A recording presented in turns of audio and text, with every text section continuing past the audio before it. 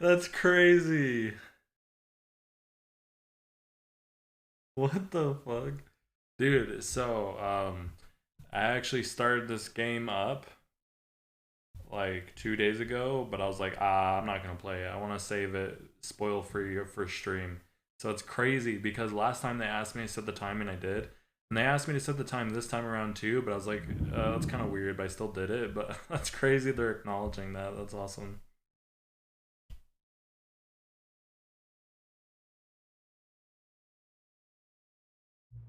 A lot of people don't take that step seriously. They just leave the clock set to 12 and call it a day. You're actually taking time to set the clock, and I appreciate that. That's how I know that you care about this experience. You're paying attention. I don't even have any way of knowing if the times you're setting are correct. Tell you what, I'll make you a deal. Since what is going on? Since you've been so cooperative, next time you boot up the game and see the screen, just set the clock to your favorite time.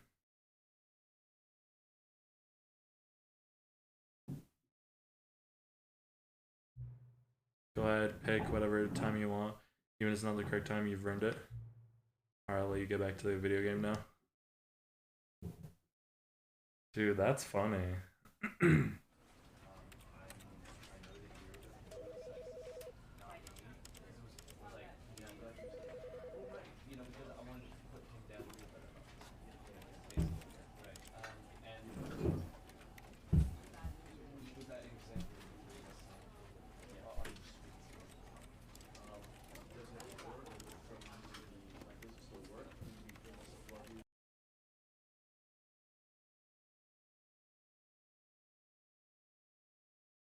This is the story of a man named Stanley. Stanley worked for a company in a big building where he was employee number 427. Employee number 427's job was simple. He sat at his desk in room 427 and he pushed buttons on a keyboard. Orders came to him through a monitor on his desk, telling him what buttons to push, how long to push them, and in what order. This is what employee 427 did every day of every month of every year. And although others might have considered it soul-rending, Stanley relished every moment that the orders came in, as though he had been made exactly for this job. And Stanley was happy. And then one day, something very peculiar happened. Something that would forever change Stanley. Something he would never quite forget. He had been at his desk for nearly an hour when he realized that not one single order had arrived on the monitor for him to follow. No one had showed up to give him instructions, call a meeting, or even say hi. Never in all his years at the company had this happened, this complete isolation. Something was very clearly wrong. Shocked, frozen solid, Stanley found himself unable to move for the longest time. But as he came to his wits and regained his senses, he got up from his desk and stepped out of his office.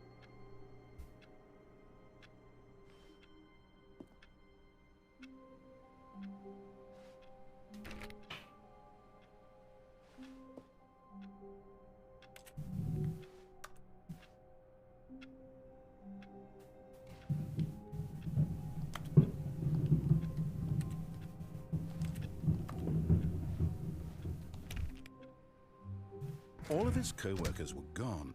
What could it mean? Stanley decided to go to the I have the term of sensitivity, holy shit. meeting room. Perhaps he had simply missed a memo. Okay, way better.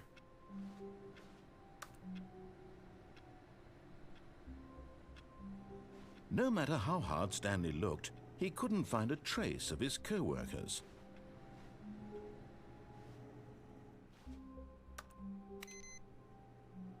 Oh.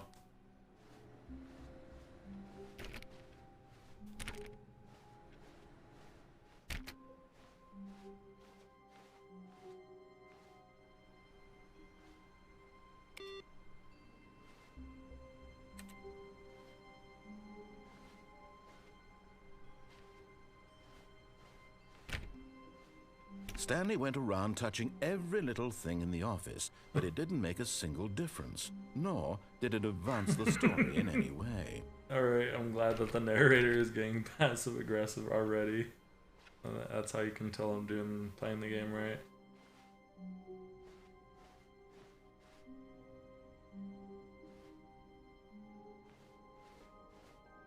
When Stanley came to a set of 2 open doors, he entered the door on his left. This was not the correct way to the meeting room, and Stanley knew it perfectly well. Perhaps he wanted to stop by the employee lounge first, just to admire it.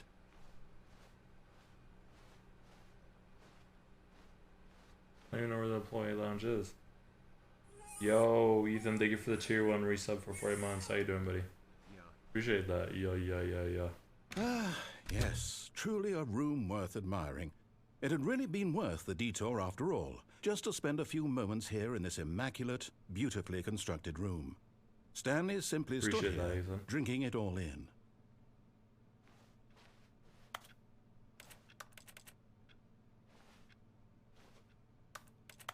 Yes, really worth it being here in the room. A room so utterly captivating that even though all your co-workers have mysteriously vanished, here you sit looking at these chairs and some paintings. Really worth it. I love how passive aggressive the narrator already has become. I'm chilling, At this point, Stanley's obsession with this room bordered on creepy and reflected poorly on his overall personality. Hey, fuck It's you, man. possible that this is why everyone left. He essentially just hit me with the equivalent of "this is why your parents left." Jesus. I'm chilling, getting unpacked my new apartment. Nice. How's that going? I'm doing pretty good. I just had I had soup for dinner, and then I had cookies, and now I'm just excited that I don't have work tomorrow. I'm gonna do a long stream. Top tier narrators for sure. I'm probably gonna try to beat this game tonight. I imagine it's a game I can beat in a night, maybe. I don't know, we'll see. But I might switch the game to Final Fantasy. I don't know. There's a bunch of different games I could possibly switch to. Like Metal Gear Rising Revengeance. I just made some progress on that today and I want to try and beat that. Final Fantasy 13 Part 2. I finally fixed that game. You know what's so frustrating about PC gaming is whenever a game is ported to PC and it's not an original release on PC, it's something that was ported.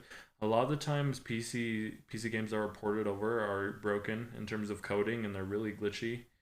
And Final Fantasy 13 Part 2, so there's 3 parts for Final Fantasy 13. There's Final Fantasy 13 1, Part 2, and then there's Lightning Returns. And I'm on Part 2. I beat Part 1 like a week or two ago. And I've been trying to start Final Fantasy 13 2, but like it keeps crashing and I keep having to like make up progress and it's really frustrating.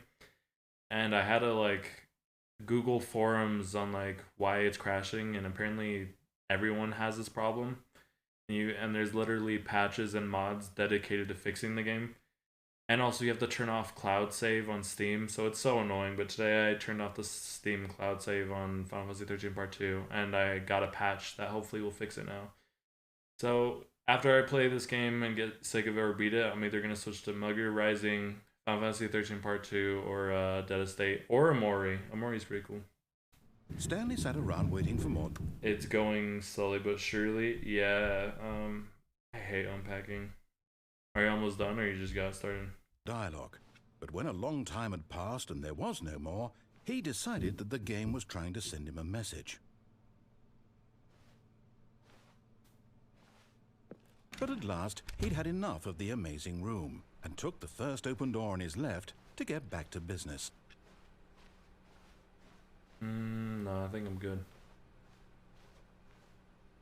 Stanley was so bad at following directions, it's incredible he wasn't fired years ago. Dude, this narrator is such an asshole.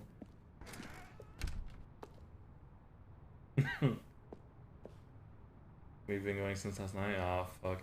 PC ports need to be worked on for sure. Yeah, it's not. It feels like it's not even an uncommon thing where when a game is ported over to PC, it has problems. Like Metal Gear Rising Revengeance is actually super buggy too. It's really frustrating. Like there's a part when you're fighting the Metal Gear Ray when it bites you and throws you into a tower, and sometimes for some reason the tower just disappears when the game soft locks, and if you try to restart in game through the pause menu, it just stays in the loading screen forever. It's just weird bugs. I hate when companies port it over to PC and it's super broken. Elon, buy the PC. I know. Forget Twitter. Buy Steam and make sure that these developers have to release a game that actually works before they can publish it on Steam. Dude, that'd be way better use of his time, dude. That'd be awesome. Do not jump from the cargo lift while it's in motion, will cause death. Penalty for misuse of cargo lift. Wait, I'm confused. It says do not jump while it's in motion because it'll cause death. But then also it says the penalty for jumping off of it is 5,000. But what's the point of it? Them saying you have to pay 5,000 if you're just gonna die? That just seems redundant. Look, Stanley, I think perhaps we've gotten off on the wrong foot here. I'm not your enemy, really, I'm not. But in his eagerness to prove that he is in control of the story and no one gets to tell him what to do, Stanley leapt from the platform and plunged to his death. Good job, Stanley. Everyone thinks you are very powerful. Thank God, just as long as he's aware that I'm the one in control. Alright, we go game. All of his co-workers were gone. What could it mean? Stanley decided to go to the meeting room. Perhaps he had simply missed a memo.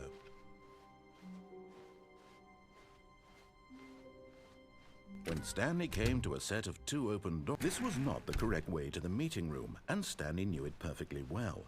Perhaps he wanted to stop by the employee lounge first, just to admire it. Wow, yes, this room. But eager to get back to business, Stanley took the first open door on his left. Stanley was so bad at following directions, it's incredible he wasn't fired years ago. Look, Stanley, I think perhaps we've gotten off on the wrong foot here. I'm not your enemy, really, I'm not. I realize that investing your trust in someone else can be difficult, but the fact is that the story has been about nothing but you all this time. There's someone you've been neglecting, Stanley. Someone you've forgotten about. Please, stop trying to make every decision by yourself. Now, I'm not asking for me, I'm asking for her. Wait, why does he sound like he's like threatening me? That he has like some family member of mine. Why does it sound like he's threatening me? Oh, is this? Wait, there's more than one? I thought Stanley.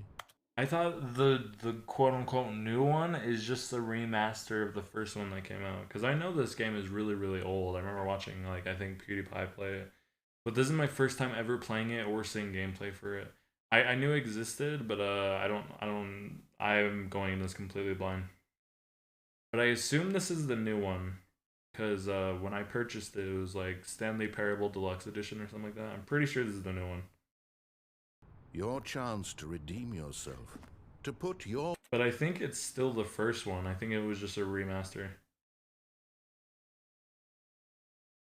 The Deluxe Edition is just the first one, but a lot more. Yeah, I have the Deluxe Edition. That's what I'm playing right now. Work aside. To let her back into your life. Ah. She's been waiting. Ooh.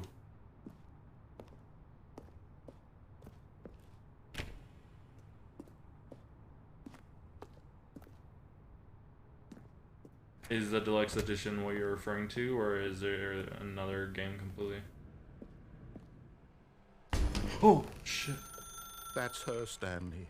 You need to be the one to do this, to reach out to her.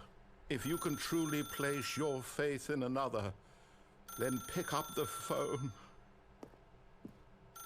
As Stanley picked up the phone, a white light engulfed him, filling him not just with radiance, but with hope. Hope for a life reunited one... Wait. Oh, goodness. Stanley, did you just unplug the phone? No, that wasn't supposed to be a choice. How did you do that? You actually chose incorrectly? I didn't even know that was possible. Let me double check. No, it It's definitely here, clear as day. Stanley picks up the phone. He's taken to his apartment where he finds his wife, and the two pledge themselves to one another. Music comes in, fade to white, roll credits. Not picking up the phone is actually somehow an incorrect course of action. How is that even possible? None of these decisions were supposed to mean anything. I don't understand.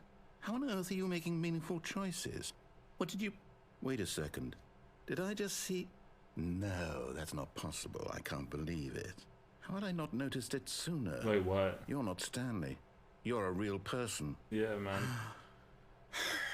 I can't believe I was so mistaken.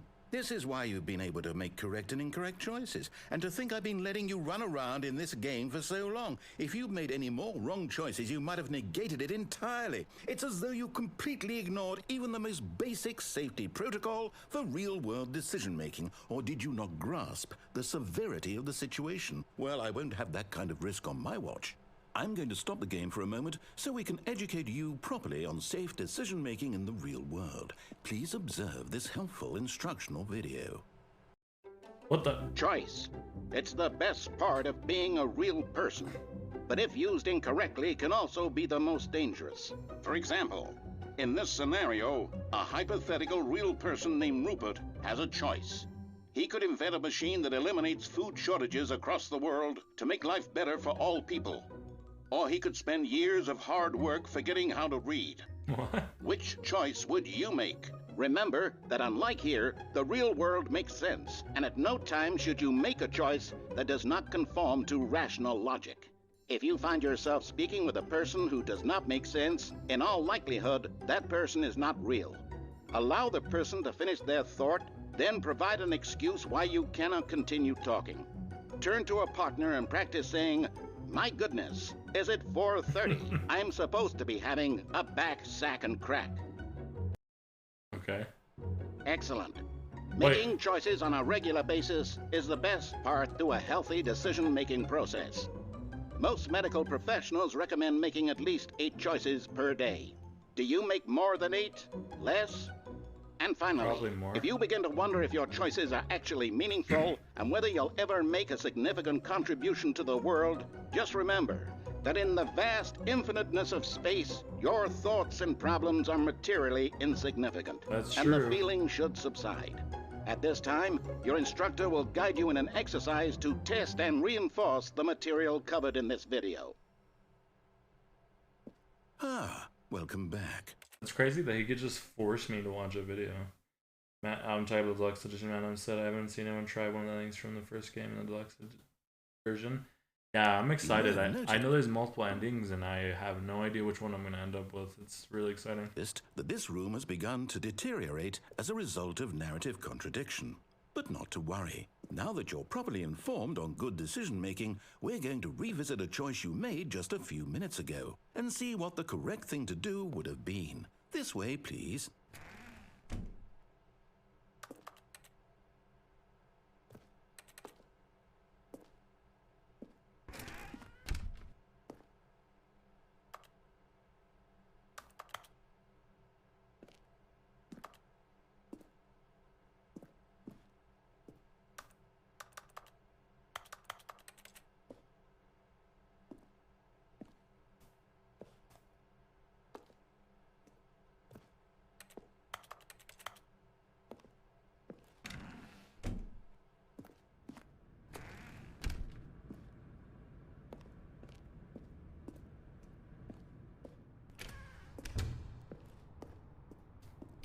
Yeah, thanks for the posture check and hydrate check.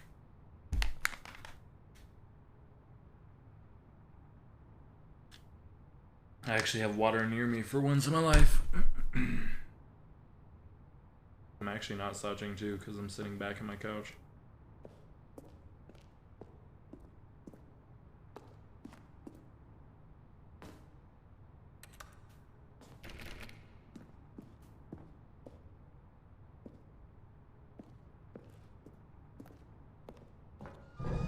Now that we know your choices are meaningful, we can't have you jumping off the platform and dying.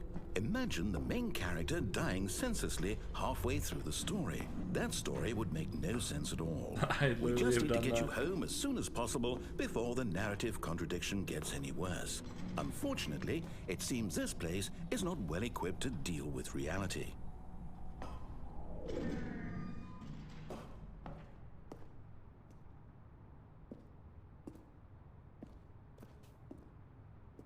I'm a little worried that if I keep doing the exact opposite of what he asked for, that he's gonna start playing into it and like trying to coerce me into doing the opposite. I just want to do whatever is the most chaotic.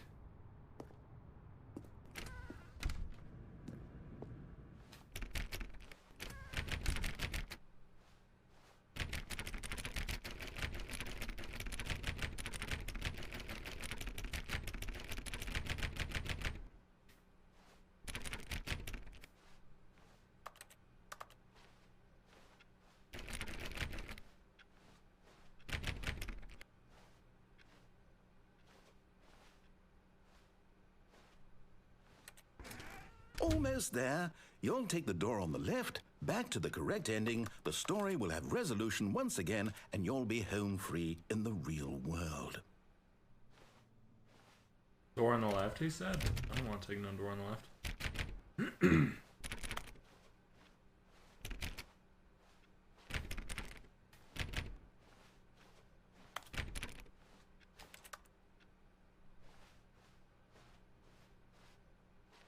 Now Oh, remember, all you need to do is behave exactly as Stanley would. That means choosing responsibly and always putting the story first. I'm quite sure you'll be up to the task. Just follow my lead and you'll be fine. All right. When Stanley came to a set of 2 open doors, he entered the door on his left.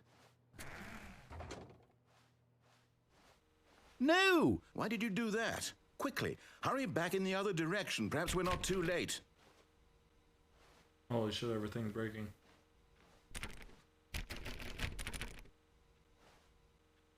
Can I make one suggestion after you finish this go through? Sure.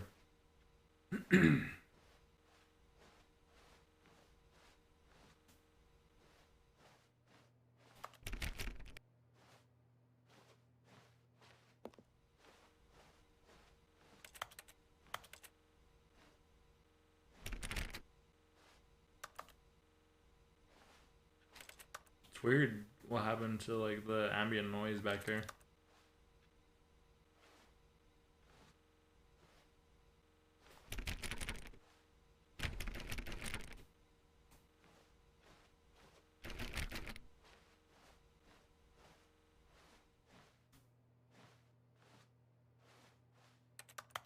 I don't want to go through the door he's telling me to go through. Sit in the broom closet. Broom closet. What broom closet?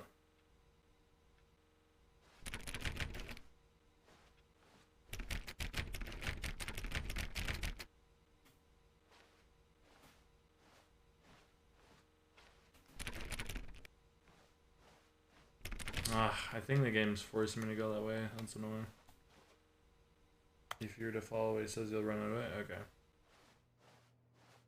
I think that's stupid. I think it's literally forcing me to go the other way.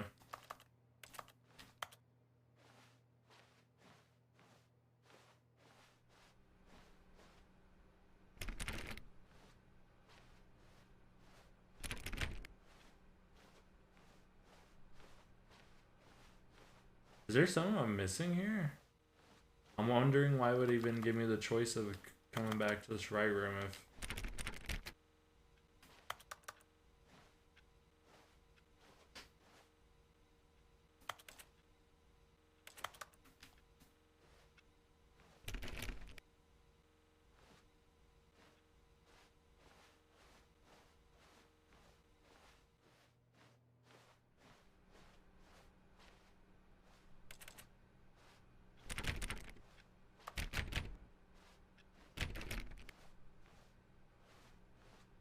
Oh, it's ruined. I can't believe, after everything we talked about, that my story, you've destroyed my work. Why? For what? What did you get out of that? What did you think was so special about seeing the game undone, left here like so much garbage? It's worthless now. I just want to see the And what am I world supposed burn. to do? Even if there were a way to continue, would it be worth it? To know that my story is now incorrect? How can I go back to that? I can't erase that knowledge. I'll have to live with it forever, reliving its impossibility forever. I couldn't live that way. Is it better to shut the game down entirely? To willingly destroy all of my work? I don't know. What's the answer? What do I do? What do I do? Is she angry? Yeah, he's kind of No, mad. I have to. I have to shut the Wait, game no. down. No. I have to. I have to. What the?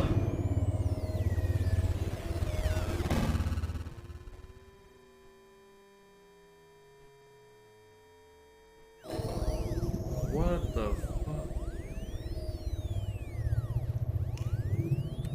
Oh, I'm here. I'm still here. Here in this pile of rubbish. With you. You. Who thought you were so clever. Now look where we are. My entire game is destroyed. It was the only thing in the world that was mine, and you've run it into the ground. Get fucked. What, did you think that would be funny? You was just kinda had to funny. see? Didn't I impress upon you how important it was to be like Stanley? He actually knows how to do what I tell him to. He understands that if I say to do something, there's a damn good reason for it. That thought hadn't even occurred to you, had it? That there's a world outside of you? You're a child. Oh, my story. If you'd just gone through the door on the left, you would have seen it. There was a whole underground facility. You would have destroyed it and been victorious. It would have been so perfect. I worked so hard on it. I tried so hard to make What? behave exactly as Stanley would. Oh. That means choosing responsibly and always putting the story first. I'm quite sure you'll be up to the task. Just follow my lead and you'll be fine. All right.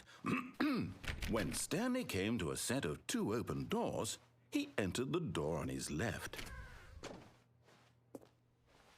No! Why did you do that? Quickly, hurry back. What the?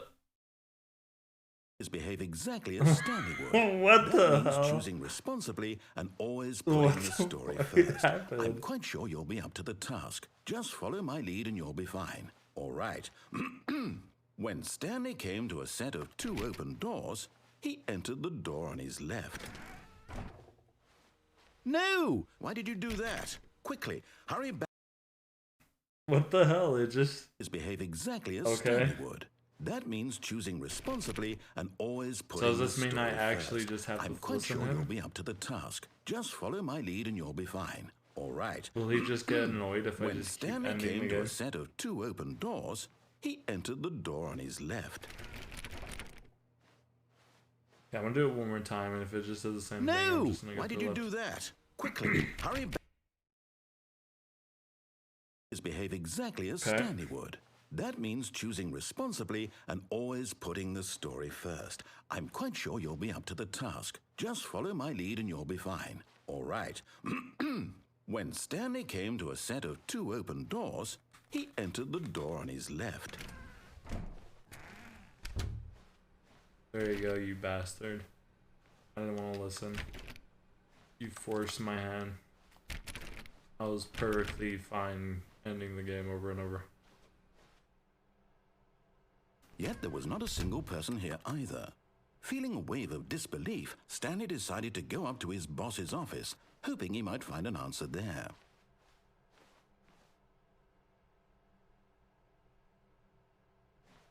How to solve a dispute with a coworker. What the?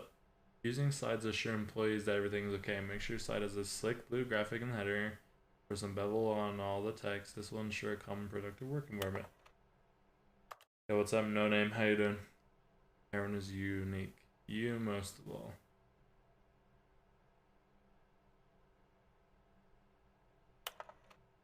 Number of slides in the slide. It's a lot of charts. I haven't seen. I mean, I guess this counts as a chart, but I haven't seen any charts outside of this one. Never mind. Rate at which charts on the same slide depict the same information. Rate of increasing graphs per slide. What the fuck? Please, no more charts. Please, I'm begging. Stop, stop, stop, stop, stop. What the hell? Circle the 20 thieves unless they're filling and returning boss application specialist.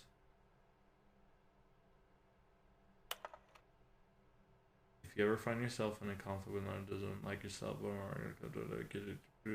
why did we hire you? Right now you're both of them.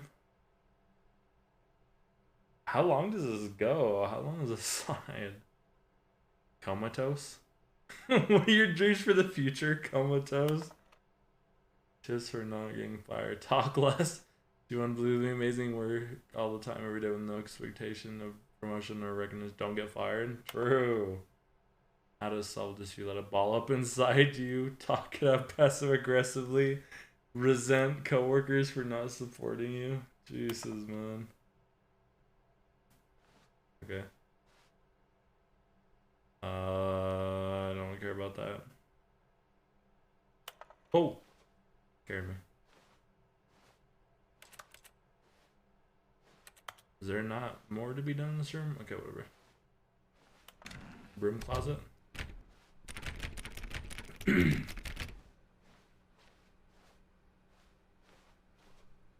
Coming to a staircase, Stanley walked upstairs to his boss's office. Whoa, what's down there? Why is there doors down there? I can't go down either. That's creepy.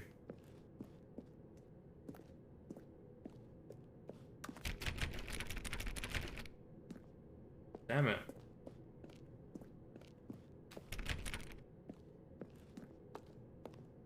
Whoa. This is weird. It's weird to see a different colored floor.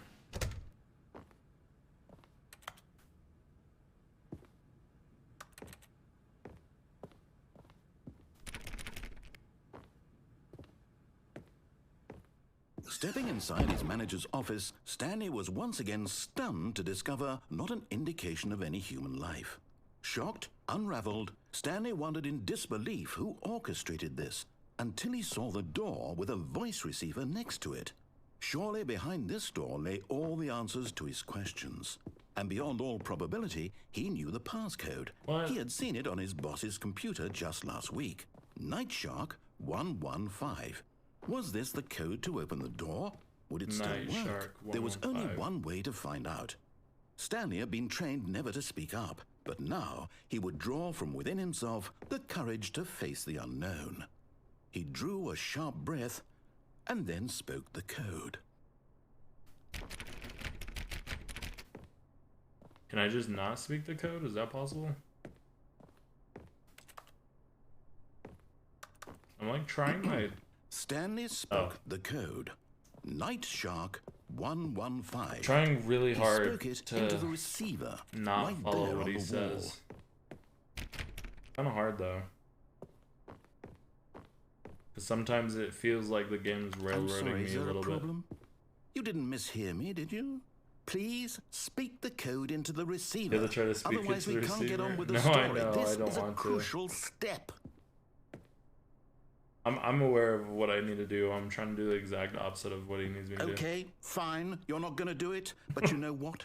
It's pretty humiliating to bring you this far, only for you to suddenly decide you have better things to do. I asked you for this one single thing, for your respect. The kind of respect Stanley shows for his choices. He knows what it means to take a story seriously. Fuck your If you story. didn't want to see what I had to show you, then why did you come here? 'Cause you had a forced choice, you me know. here. You could have gone through the door on the right. You could have... What? This guy, what is he talking about? I tried my damned hardest to go through the door on the right, but he would just crash my game.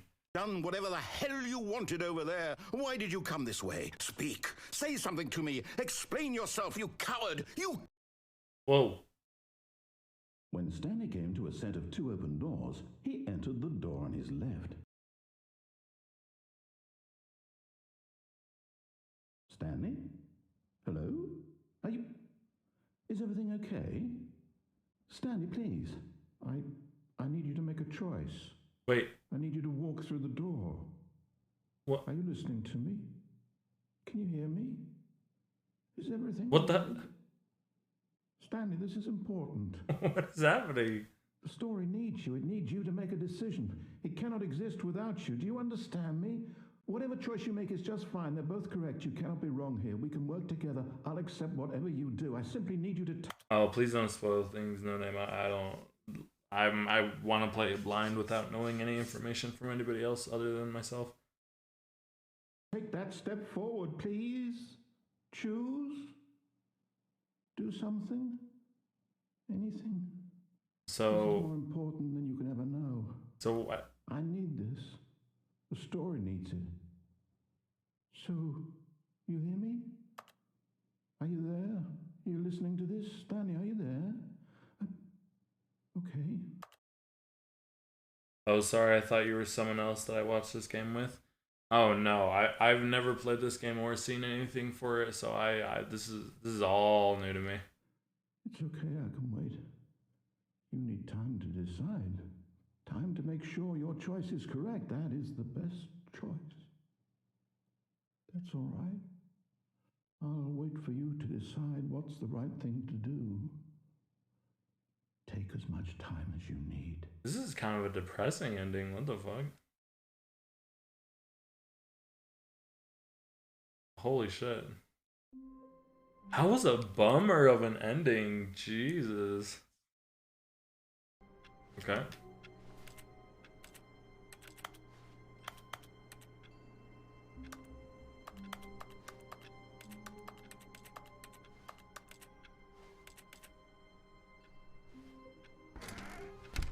Can I just... Stanley simply couldn't handle the pressure.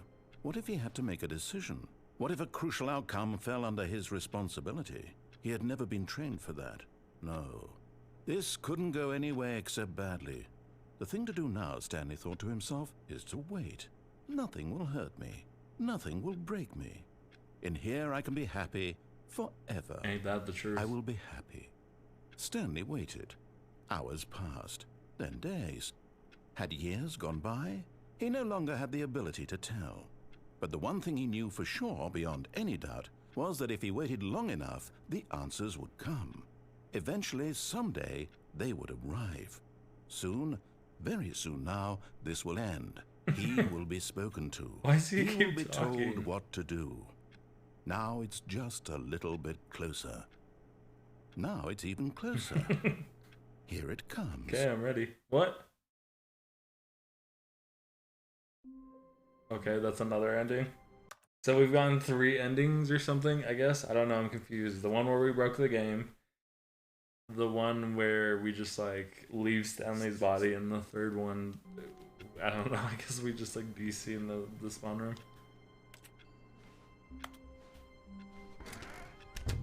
But Stanley simply couldn't handle the Oh, pressure. I can't. What if he had to make a decision? What if a crucial outcome fell under his I responsibility? can't open the door after I He had close never been it. trained for that. No. This...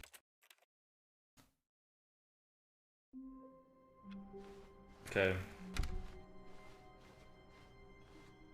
When Stanley came to a set of Wait. 2 open doors, he entered the door on his left. Wait a minute. Did it just bring me to these 2 doors sooner than... Wait, it just skipped like a whole portion of the game, didn't it? I swear to God there was more area back there before you get to the 2 doors. I'm gonna go with the right. This was not the correct way to the meeting room, and Stanley knew it perfectly well. Perhaps he wanted to stop by the employee lounge first, just to admire it. What if I go back? What if instead of going to employee lounge, I just double back? Oh, I can't. I wish he would narrate something on, like, when you teabag too much.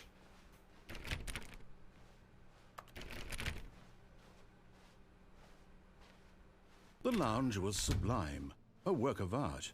What was it about this? But eager to get back to business, Stanley took the first open door on his I left. kind of want to answer the phone this time.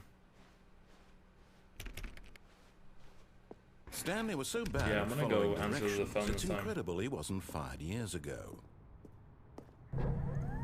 Look, Stanley, Oh, I and think I also perhaps did we've the gotten ending off where on I the wrong jumped foot off. here. I'm not your enemy, really. So I did the ending where I jumped off, the ending where I leave Stanley's body, the ending where I break the game, and the ending where I just wait in the beginning. I realize that investing your trust in someone else can be difficult. Let's but answer the fact phone is this that time. the story has been about nothing but you all this Can I time. make that jump? There's someone you've been neglecting, Stanley. Someone you've forgotten about. What? Really? Whoa! I was in the middle of something. Do you have zero consideration Holy for others? shit. Are you that convinced that I want something bad to happen to you? Why, I don't know how to convince you of this, but I really do want to help. Dude, I didn't think you could actually jump down to this. show you something beautiful. Look, I'm let me surprised prove it. I Let didn't me notice prove it that last time. I'm on your side. Give me a chance. Dude, this is way better than answering the phone. Let's figure what the hell's over here.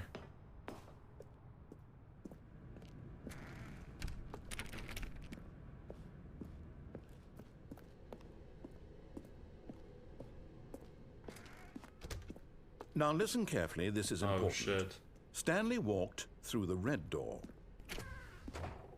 Aha, perhaps you misunderstood. Stanley walked through the red door. I still don't think we're communicating properly. Stanley walked through the red door. I like how he highlighted the word red. So like, oh shit. All right, fine, go ahead, Stanley. You want to know so badly what's out there? You want to find out what lies at the end of this road you've chosen? Well, don't let me stop you.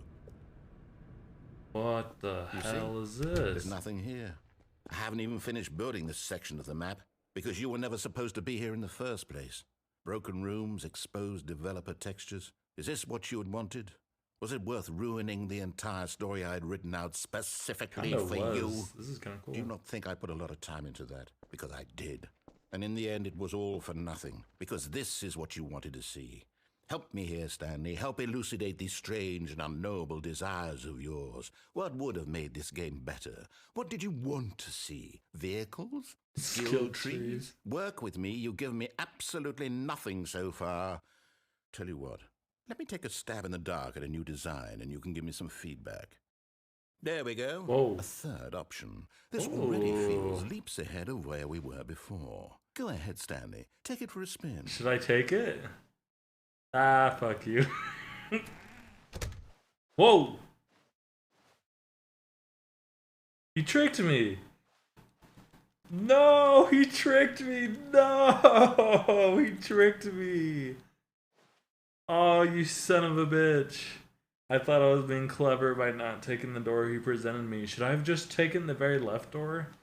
No! Okay, I'm going to stop you there. Now, tell me about your experience with this new version. Would you say that the game benefited from allowing you more choices? Yeah. Feel free to be honest. I'm looking for some real critical feedback here. I love choices. Aha! You see, I knew I was onto something. Where do these flashes of inspiration come from? How did I know the game needed a third door? Well, it's instinct mostly, a calling in your gut. I really couldn't say where the idea came from, except that I felt it in my soul. You can't teach that, Stanley. Don't even try. Okay, man. Here, based on the data from your previous playthrough, I've compiled a new version. Okay. To be perfectly candid, I think I've knocked it out of the park with All right, this let's one. see it. Let's take a look. Whoa. Whoa. A leaderboard. Is this real? I can't tell if this is real or not.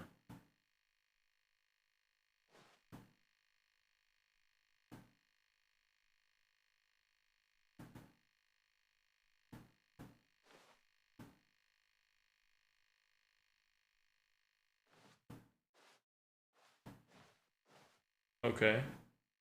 Why not ask some friends for help? Friends list empty. Fuck you.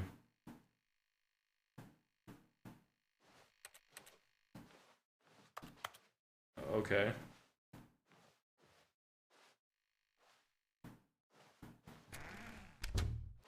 Whoa. Now, would you say that competitive leaderboard helped you feel motivated to keep walking Nope. through doors? Again, honest answers, please. I don't Hey, give a I shit nearly about a forgot I've got a leaderboard. prototype of a new game I've been working on, and now would be a lovely opportunity to give it some playtesting. Okay, cool. You wouldn't mind taking a look at it, would you? Yeah, sure. Perfect. Let me boot it up. Let's look at it. In this game, Whoa. the baby crawls left towards danger. Okay. You click the button to move him back to the right. Okay. And if he reaches the fire, you fail. Okay. It's a very meaningful game. All about the desperation and tedium of endlessly confronting the demands of family life. Yeah. I think the art world will really take notice. But of course, the message of the game only becomes clear once you've been playing it for about 4 hours. So why don't you give it 4 hours of play to make Okay, sure it's fuck effective? you, dude. Be sure to keep notes on your experience.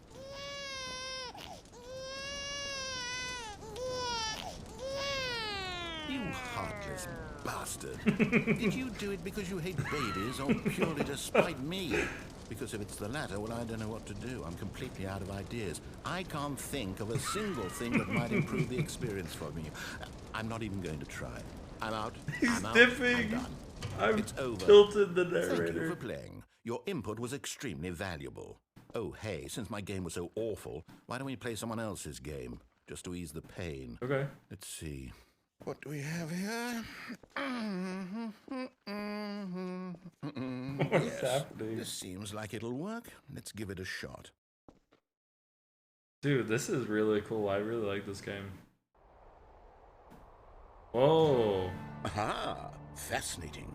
What do you think this game is about, Stanley? I don't What's our know. backstory? What is our motivation? Well, it seems obvious to me that you are meant to play as a creepy I don't man, wanna play as a spying on creepy- innocent civilians What? below you from up high in your creep tower. Ugh. Perhaps for some sort of twisted erotic purpose. What? Yes, that must be it. What a fascinating venture into the experience of total mental depravity. the So far, hell? I love everything about this I game. hate this Stanley. game. And it seems there's even more. Come, let's venture outward and see what else is out there. Wait, why did that door sound like the door sound in Minecraft?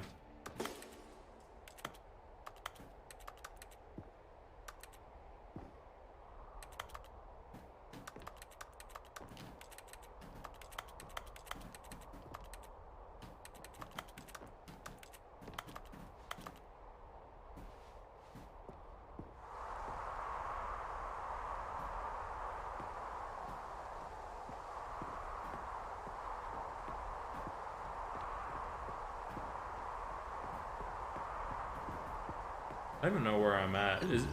Is this game? Is this a reference to Firewatch or whatever that game is called? No, it can't be. It is. It's an open world game. Good Oh, God, shit. quickly block it off. Whoa! Thank goodness, Stanley. What a close call. You nearly wandered off into that thing. That big, open, just wandering around. No right or wrong directions. No path to follow. You can just go in any... Throw up. Thank heavens we avoided it. We're out of the woods now, Stanley. Okay, I'm going to get us out of here. What the hell? Let's find another game. I want to explore. Preferably something with walls. Something with nice, big, insurmountable walls. What an asshole! I wanted to explore. Okay, I think this will be just the thing. Okay. Whoa! Is this a reference to Rocket League? Oh yeah, it is. See, this is exactly what I This had is in cool. mind. Just a nice big box for you to Dude, run this around is in. literally look. There It's isn't Rocket any League. possibility that you could get lost here. Now this is game design. Stanley, if you manage to get lost in this game, I will be phenomenally impressed. Let's get lost. Okay, so what exactly do we do here? Let's see. There are lots of cars here in the back, but obviously there's no racetrack. Okay, I'm seeing that there's a ball of some kind back here. Is this game sports ball? Stanley, I think it's sports ball. Oh, what fun. We shall run the bases I wonder what it took to and get do a Rocket League in touchdown this game. together. Yes, I think surely we must. Okay, Stanley, here's the ball. Have fun.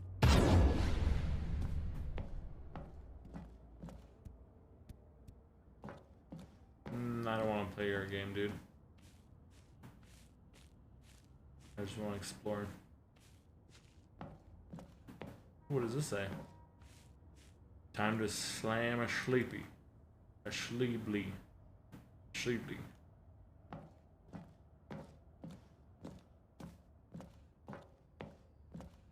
Whoa. Hold on. What are you doing? What the?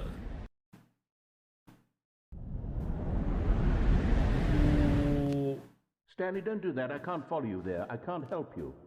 How will you write a story without me? You can't do it. You know that. Stanley, I'll do it. Nah, I'm good.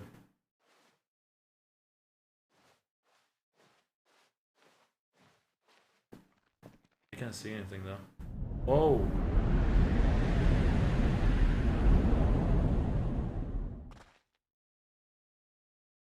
This is starting to get a little creepy.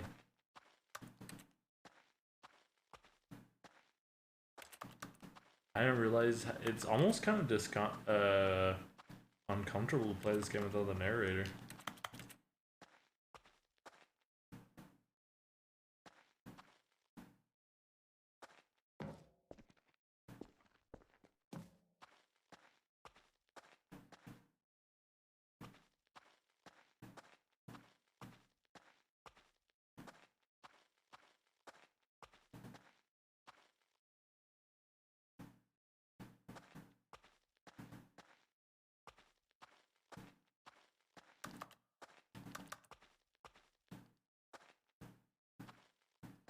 Is it forcing me to go to the light?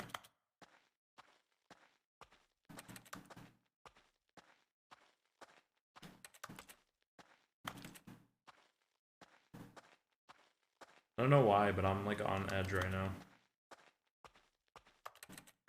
It's like kind of deafening how quiet it is in this room.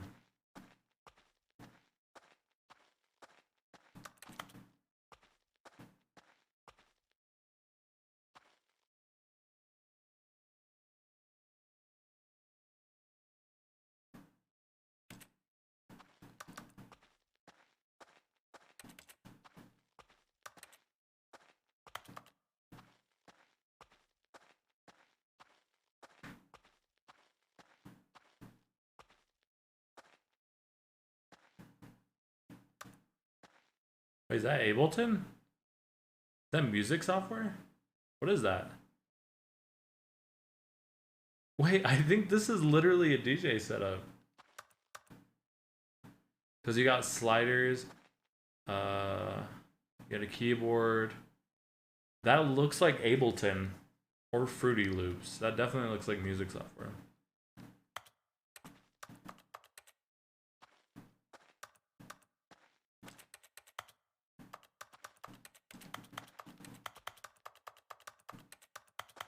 The hell's the point of this room?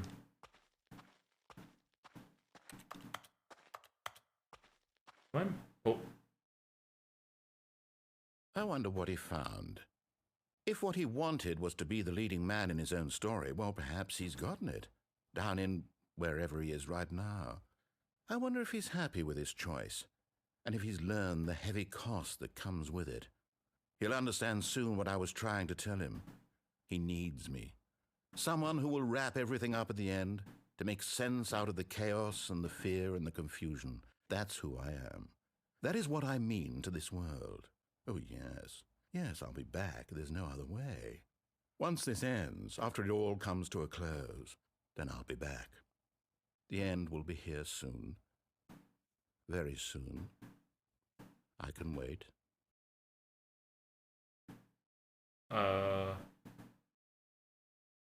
What are we doing?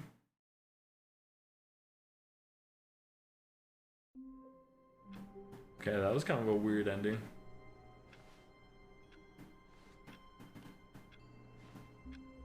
It was definitely the most interesting, though. Yes, that's... Had the baby, the where colored everyone doors, would be. Stanley just dropping needed through to get to the floors. meeting room, and from then on, he would never be alone ever again. I notice he's changing his narrating every time I start it.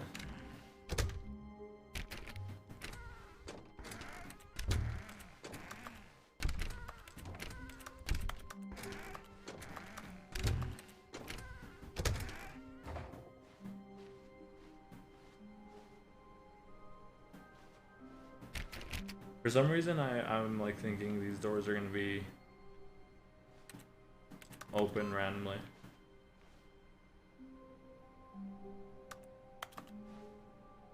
Input received. Wait, what?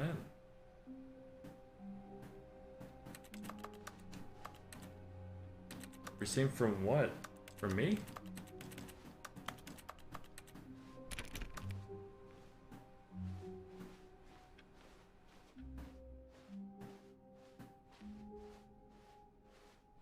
When Stanley came to a set of 2 open doors, he entered the door on his left. Let's see. I could go back and drop down and go through the blue door. Or I could answer the phone call. Let's go answer the phone call. This was not the correct way to the meeting room, and Stanley knew it perfectly well. Perhaps he wanted to stop by the employee lounge first, just we could do the phone call, and then we could do the Standing blue door. in this incredible room, Or no, the red door, I mean. For the but eager to get back to business, Phone Stanley call, took the red door, first phone open call, door red on door. his left. Or Stanley actually, was so let's do bad the at red door following first. directions, it's incredible he wasn't fired years ago. Look, Stanley, I think perhaps we've gotten off on the wrong foot here. I'm not your enemy, really, I'm not. I realize that investing your trust in someone else can be difficult, but the fact is that the story has been about nothing but you all this time. There's someone you've been neglecting, Stanley. Someone you've forgotten about. What? Really? I was in the middle of something. Do you have zero consideration for others? Are you that convinced that I want something bad to happen to you? Why, I don't know how to convince you of this, but I really do want to help you, to show you something beautiful. Look, let me prove it. Let me prove that I'm on your side. Give me a chance. Now listen carefully, this is important. Stanley walked through the red door. Okay, let's actually walk to the red door Oh, this time. thank God you are willing to listen to me. Do you see that I really have wanted you to be happy all this time? The problem is all these choices. The two of us always trying to get somewhere that isn't here. Running and running and running, just the way you're doing right now. Don't you see that it's killing us, Stanley? I wanted to stop. Oh, wow. We would both be so much happier if we just stopped. And I think... What's wrong with that? Well, I think I have a solution. Here, let me show you. Nah, I'm good. What the?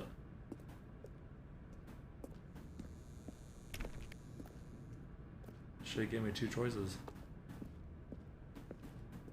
I don't want to go through either of them, to be honest.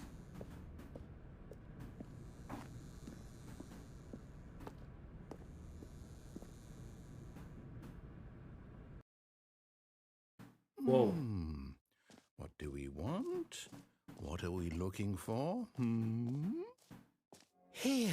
Whoa. Yes. Oh, it's beautiful, isn't it? This is if crazy. we just stay right here, right in this moment with this place, Stanley, I think I feel happy.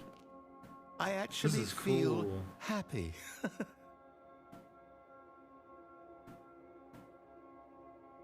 I did not expect this to turn out this way.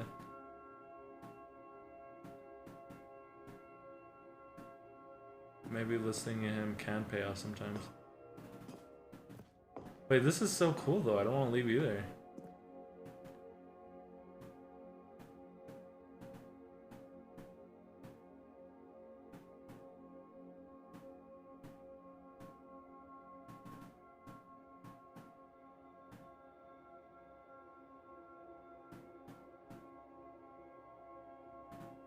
This is really cool.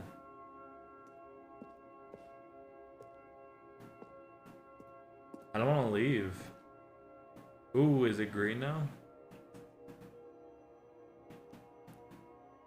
Is it gonna do a light show now?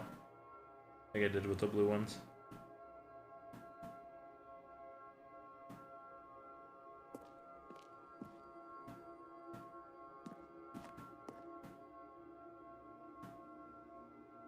You know, I think this game is VR. This game would actually be so sick to play in VR. when I bought it, I'm pretty sure it said it was VR capable. I think this would be so immersive to play in VR, especially being in this room. Ooh, look, red.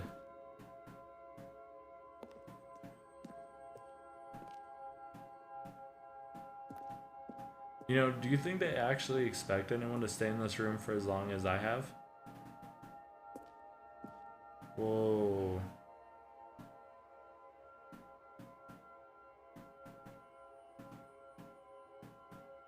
Dude, it's everywhere. Holy.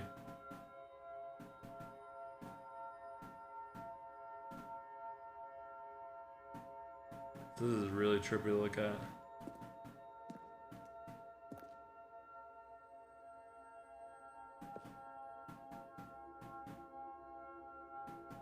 I feel at peace in this room. It's weird. Alright, let's leave. No, wait. Where are you going? Oh no. Stay away from those stairs. If you hurt yourself, if you die, the game will reset. I won't we'll die then. lose all of this. I won't die Please, then. no, Stanley, let me stay here. Don't take this from me. Oh, this. Please, Stanley. No! Oh, thank God. You lived. No. No, what are you doing, Stanley? Please, I'm asking you not to take this away from me. I can't go back to what I was before. If you die, we'll both go back. Why are you doing this?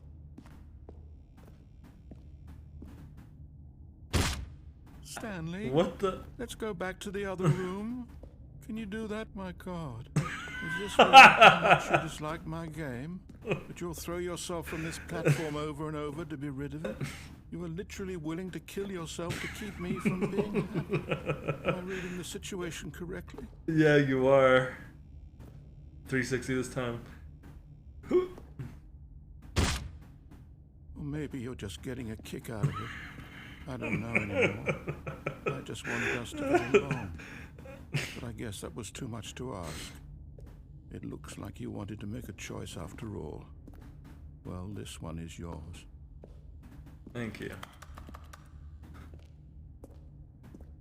God, this game's fucking cracking me up, man. Is it over? Oh. It's going to restart, isn't it? I'm going back.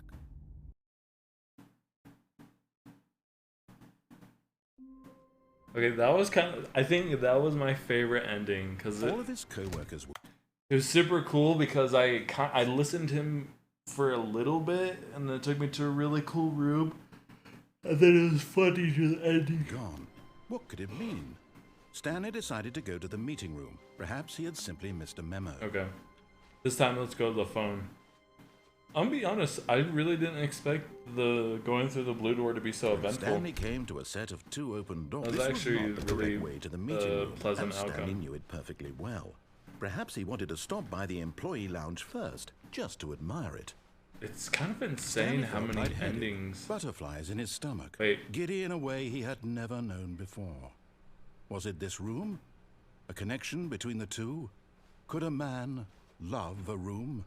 I mean, truly... Oh, that's crazy. Anytime I'm realizing he's changing his narrative for a lot of these rooms. Truly, deeply, madly, love.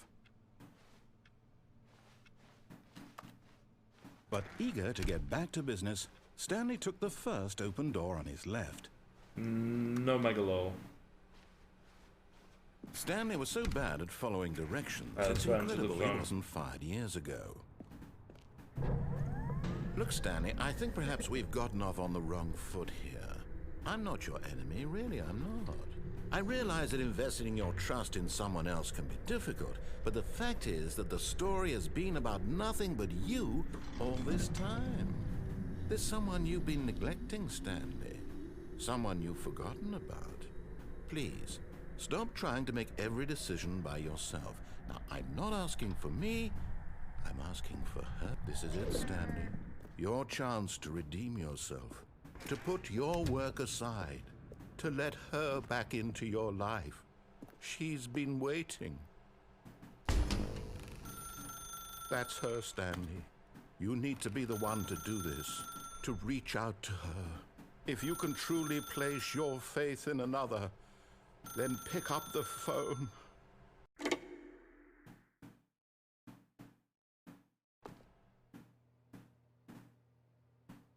What?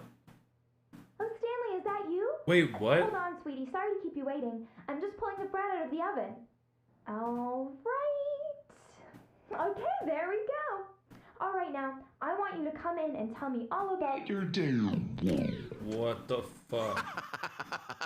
Gotcha. Oh, come on. Did you actually think you had a loving wife? What an They asshole. want to commit their life to you. I'm trying to make a point here, Stanley. I'm trying to get you to see something. Come inside. Let me show you what's really going on here. No, I'm good. Sorry, but you're in my story now. Whoa. Okay, man. Kind of weird for you to block me out like that.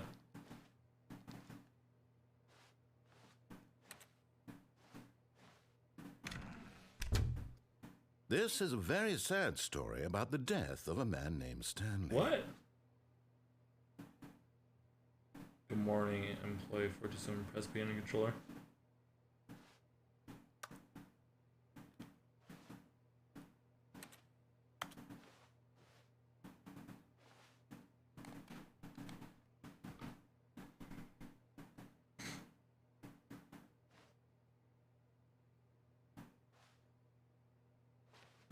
I don't want to do that. Stanley is quite a boring fellow. He has a job that demands nothing of him, and every button that he pushes is a reminder of the inconsequential nature of his existence. Look at him there, pushing buttons, doing exactly what he's told to do. Now he's pushing a button. Now he's eating lunch. Now he's going home. Now he's coming back to work. One might even feel sorry for him, except that he's chosen this life.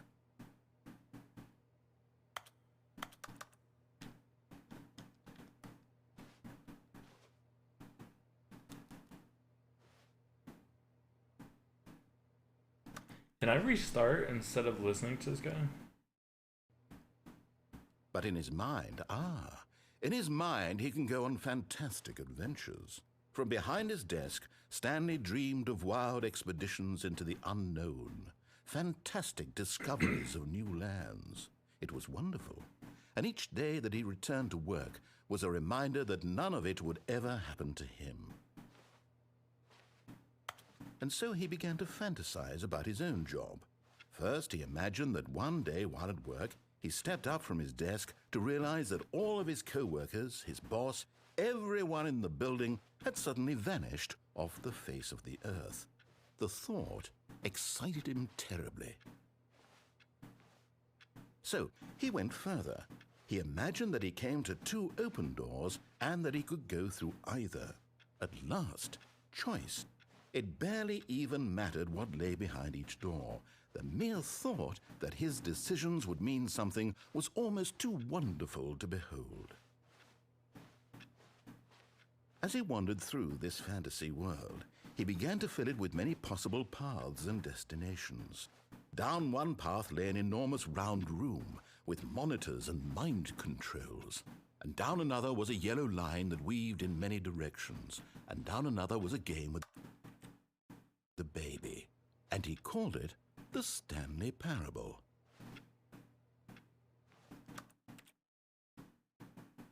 I don't know why I'm like over that ending. Is that weird? All of his co-workers were gone. I kind of don't like it when he hijacks and Stanley railroads. decided to go to the meeting room. Perhaps he had simply missed a memo. Well, guess we're not answering the phone. When Stanley came to a set of two open doors, he entered the door on his left.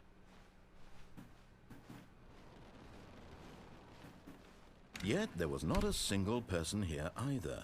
Feeling a wave of disbelief, Stanley decided to go Whoa. up to his boss's office. Stanley stepped into the broom closet, but there was nothing here, so he turned around and got back on track. I don't remember being able to open this broom closet last time. There was nothing here. No choice to make, no path to follow, just an empty broom closet. No reason to still be here.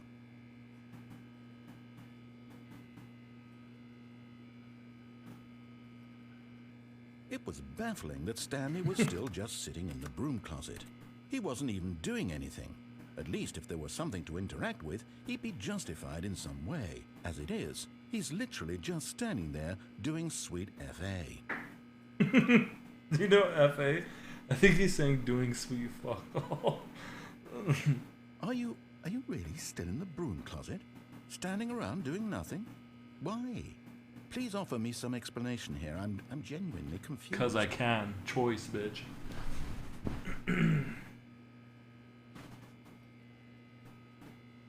You do realize there's no choice or anything in here, right? If I'd said Stanley walked past the broom closet, at least you would have had a reason for exploring it to find out. But it didn't even occur to me because literally this closet is of absolutely no significance to the story whatsoever. I never would have thought to mention it.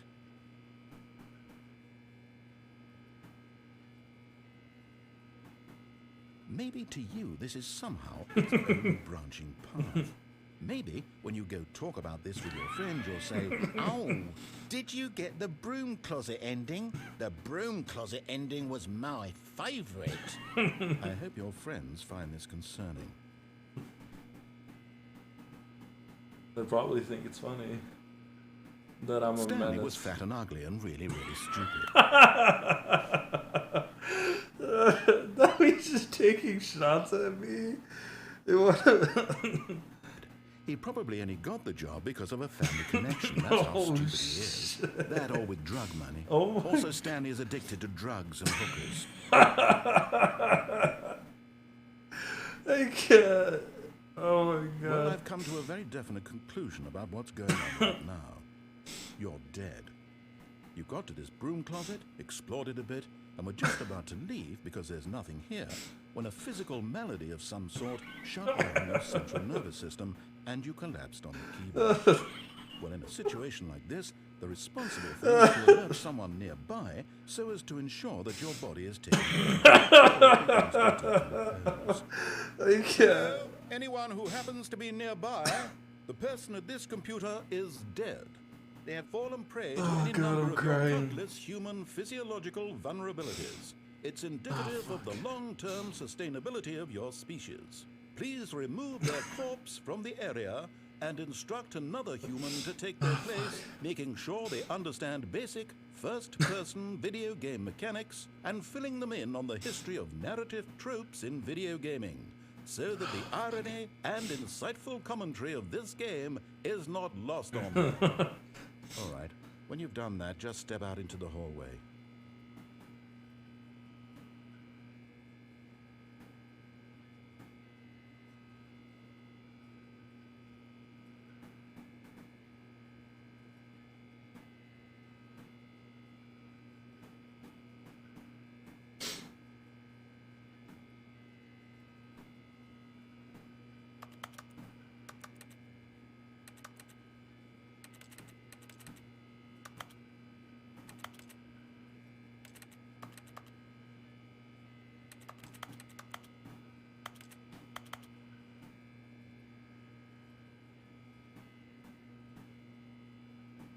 Come on, you gotta have more.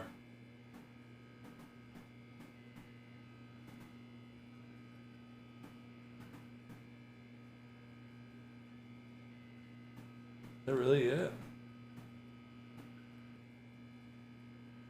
I don't want to leave now out of principle.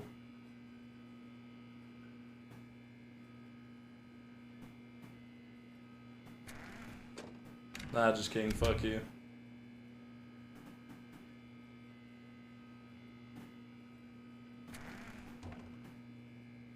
Ah, second player. It's good to have you on board. I guarantee you can't do any worse than the person who came before you. Oh yeah? You too? Unbelievable. I'm at the mercy of an entire species of invalids. Perhaps there's a monkey nearby you can hand the controls to. A fish? Fungus? Look, you can hammer out the details. I'm not particularly picky. I'll just be waiting for when you're ready to pick up the story again. Oh, I can't. I'm crying. Oh, fuck. Oh, man. Dude, I I want to have a friend play this who's never seen gameplay or who's never played it before and just experience the game as they, or watch them experience the game, because I'm having the time of my life playing this game, and it would be so fun to see someone else play it. Oh fuck, that's funny. This is definitely, I don't know if this is gonna turn into ending, but this has definitely been the top 3 parts is the starry room where I start jumping off the staircase, and the broom closet.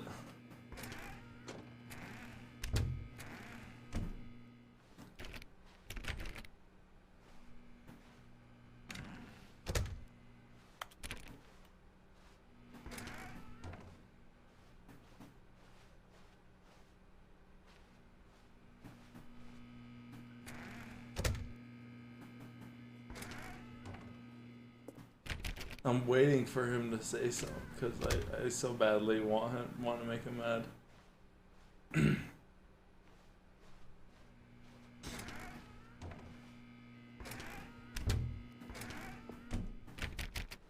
Yeah, I think he's over. Oh.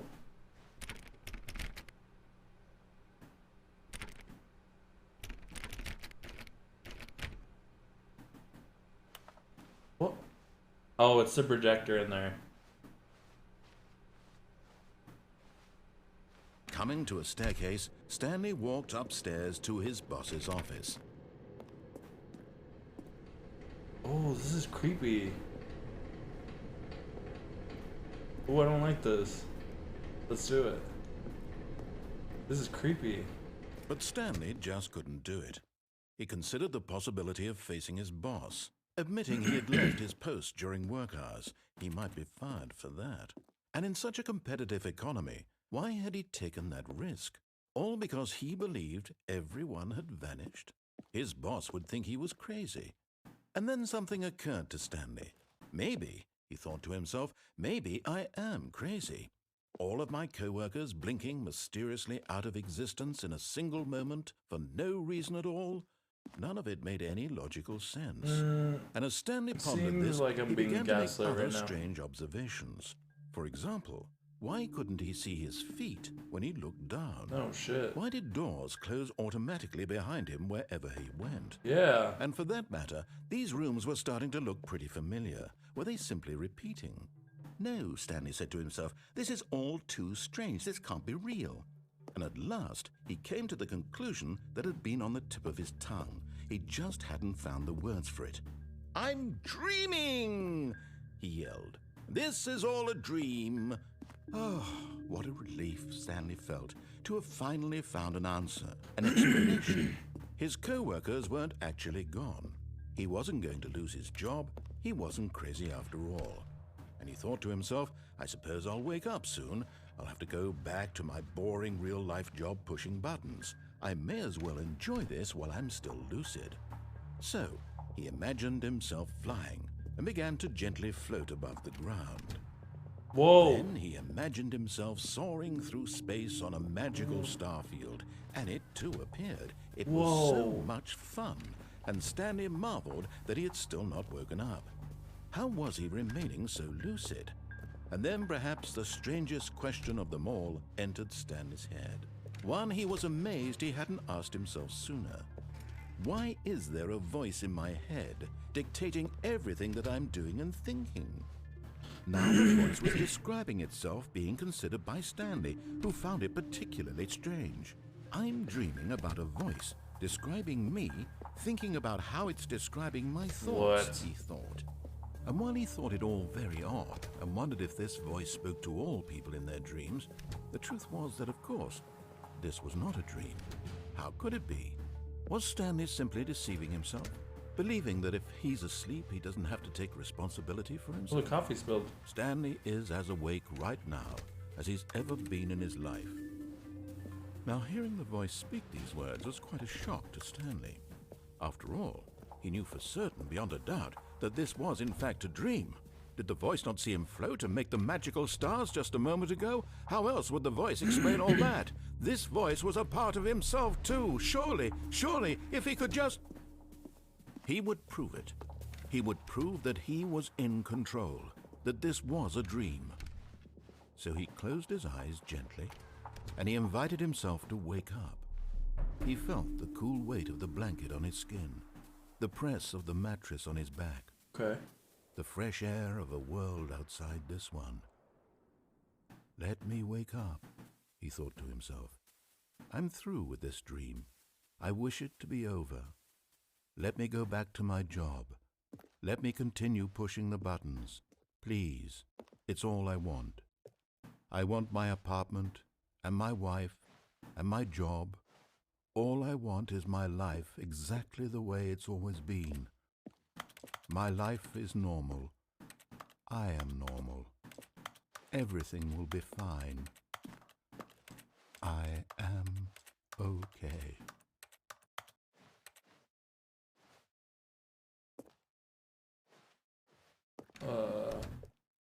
Stanley began screaming. Please, someone wake me up. My name is Stanley. I have a boss. I have an office. I am real. Please, just someone tell me I am real. I must be real. I must be. Can anyone hear my voice? Who am I? Who am I? And everything went black. Whoa. This is the story of a woman named Mariella. Oh, cool. Mariella woke up on a day like any other. She arose, got dressed, gathered her belongings, and walked to her place of work. But on this particular day, her walk was interrupted by the body of a man who had stumbled through town talking and screaming to himself, and then collapsed dead on the sidewalk. And although she would soon turn to go call for an ambulance, for just a few brief moments, she considered the strange man. He was obviously crazy. This much she knew. Everyone knows what crazy people look like. And in that moment, she thought to herself how lucky she was to be normal. I am sane. I am in control of my mind. I know what is real and what isn't. It was comforting to think this, and in a certain way, seeing this man made her feel better. But then she remembered the meeting she had scheduled for that day, the very important people whose impressions of her would affect her career, and by extension, the rest of her life. She had no time for this, so it was only a moment that she stood there, staring down at the body. And then she turned and ran.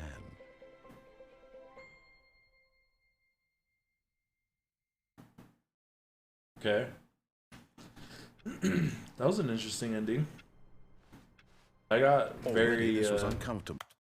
Got very existential. Oh, he's... And Stanley decided that as soon as he found a new space he felt safe in, that he would never leave it again in his life.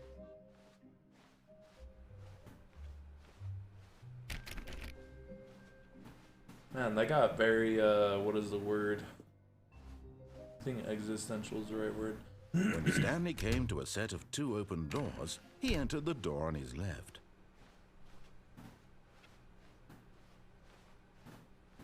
Yet there was not a single person here either. Feeling a wave of disbelief, Stanley decided, oh no, not again. I won't be part of this. I'm not going to encourage you. I'm not going to say anything at all. I'm just going to be patient and wait for you to finish whatever it is you enjoy doing so much in this. I can't believe it. I can't. Dude, it's actually crazy that 1, they made dialogue for you entering this. 2, they made additional dialogue for staying in the room.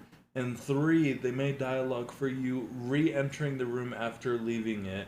And then 4, coming into the room on a new game and him remembering that you did on the previous playthrough. That's crazy. That's actually crazy. Room, please take your time. Nah, I'm good. Nah, I just can't fuck you. Well, if he says take my time.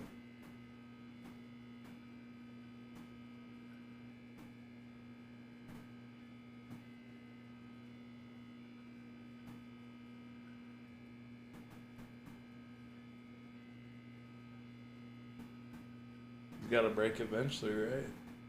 No?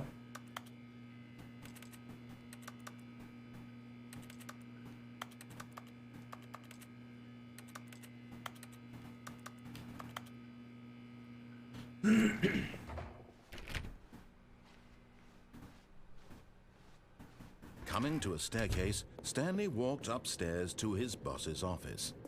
Okay, let's do that.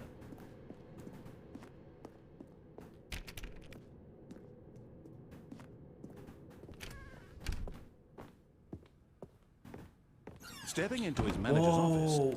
Whoa, the room is different now. The boss's room is different. He had green walls, if I remember right, and they had a staircase kind of like leading up to an elevated floor. Stanley was once again stunned to discover not an indication of any human life.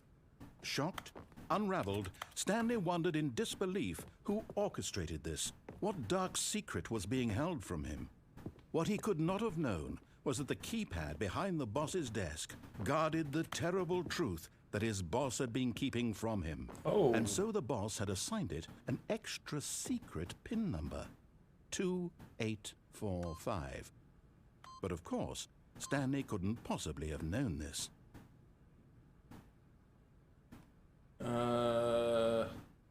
Yeah, you're right.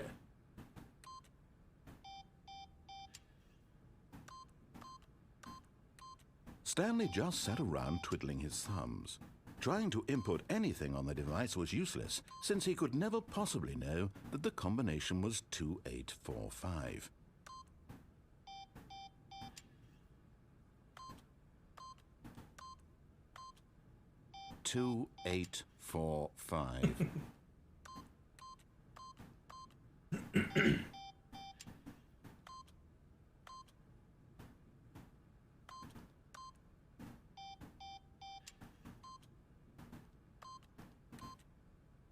Forgot, but it turns out that the panel's emergency override kicked in, and the door just opened. Oh, look at that! Where are the Stanley got odds? the hell along with the story.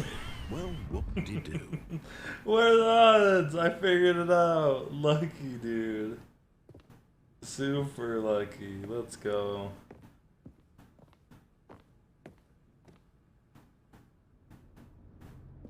I don't want to go.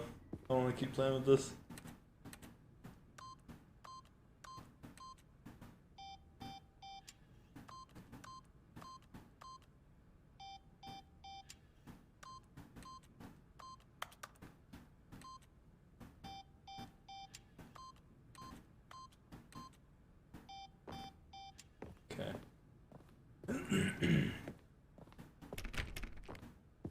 Alright. What's in here?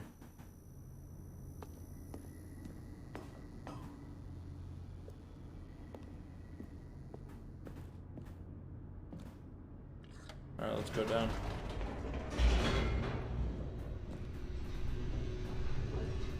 Is it weird that I'm so mind blown by this game? I'm so impressed by this game. Building, Stanley realized he felt a bit peculiar. It was a stirring of emotion in his chest, as though he felt more free to think for himself, to question the nature of his job. Why did he feel this now, when for years it had never occurred to him? This question would not go unanswered for long. What the hell?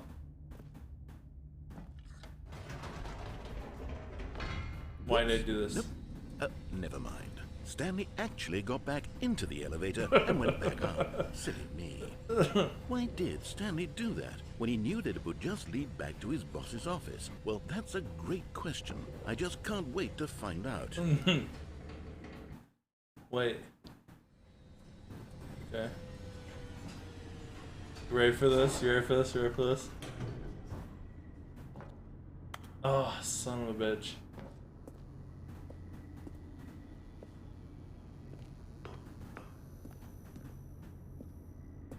Here we are, Stanley. It's your boss's office. Exactly the way it was before you got onto the elevator. It's still just exactly what it is. What a decision you've made to come up here and look at the office again. This has fleshed out the scared me. plot of the story in new and fascinating ways I could have never anticipated. It's that keen eye for storytelling that you have, an incisive rapid fire of critical plot points, one after the other, weaving a rich tapestry of uncompromising narrative. Wow. I'm bolted to the edge of my seat.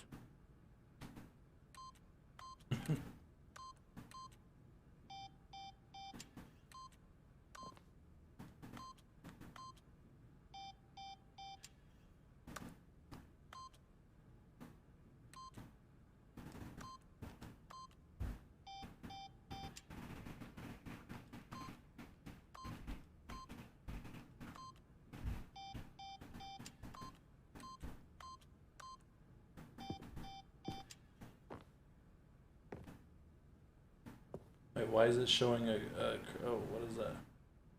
Why is it showing a cursor over here? Oh, that's right.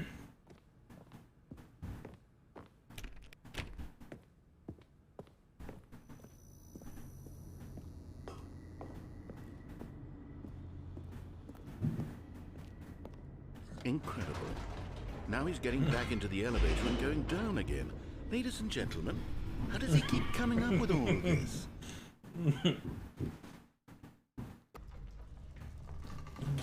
What is he gonna do?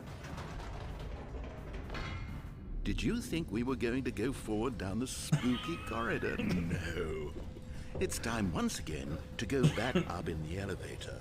I can't even begin to grapple with what might be up there. Is it the boss's office again? Or what if it's the boss's office this time? The suspense is killing me. I can't, dude. This is,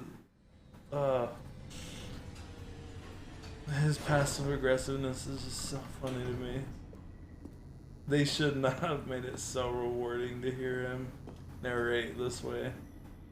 It's, what the hell's that noise? Oh my god. It's the boss's office. This absolutely changes everything for me. Give me a timeout here for a minute while I process this. What? I literally made him rage quit again. Bro, please. I can't. Okay, I'm ready. I'm prepared to embrace... I literally messed around so much that he had to take a breather. He had to take a step back. this stunning revelation and to move forward with... No, wait. No, I need more time to process. What is going on?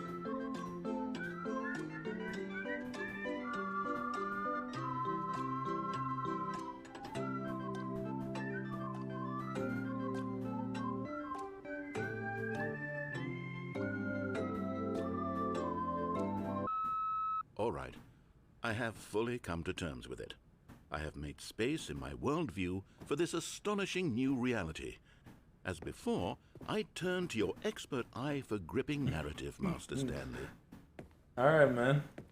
Let's do some cool stuff then. Finally, you accept that I know what makes a good story.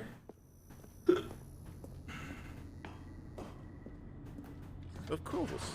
Going back down in the elevator. Ah, yes. How did I not anticipate it? I I mean, don't know. sure, now it's obvious, but Right. you have to understand that 30 seconds ago, this kind of thing had never been attempted before. Not at all. I had no frame of reference to even anticipate it. Definitely That's not. just how revelatory Stanley's decision-making is. A breath of fresh air in a landscape of storytelling that has grown stale and repetitive. Yes. You ready for this?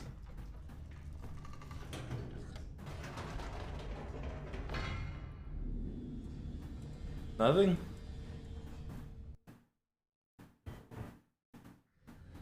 Like, You know what?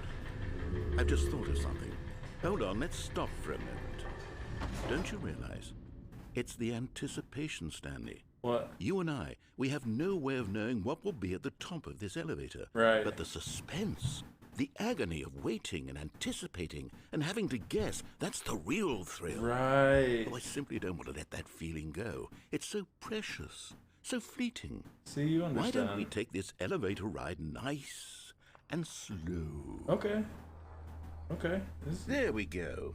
Isn't this so much more Yeah, exciting? yeah. You know, Stanley, it seems like nowadays the only thing that audiences want is to be shocked as loudly and I frequently as know, possible. it's all about the They want build-up. big, explosive moments flung right in their faces from the Yeah. very moment that things get started.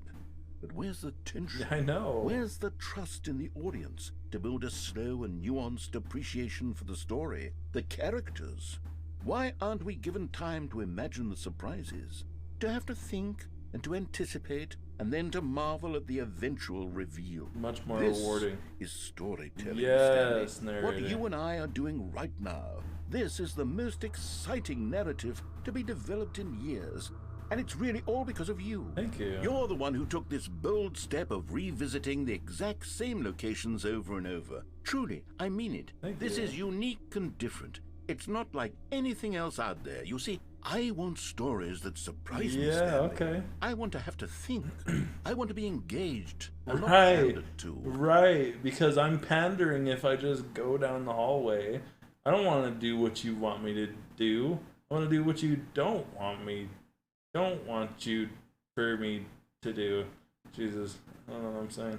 We're being fed such unimaginative drivel all the time, and we all know it, which is why we're so starved for content that makes us feel sharp and vital and alive. That's why people like you so much, Stanley, because you're not afraid to spit in the face of tradition. For you're sure. a role model, you know. You. People look up to you, which is why, oh, I didn't know when to spring this on you, but, well, I've gathered a little press conference. No for you, way. So that you can talk about your work and your storytelling and your life.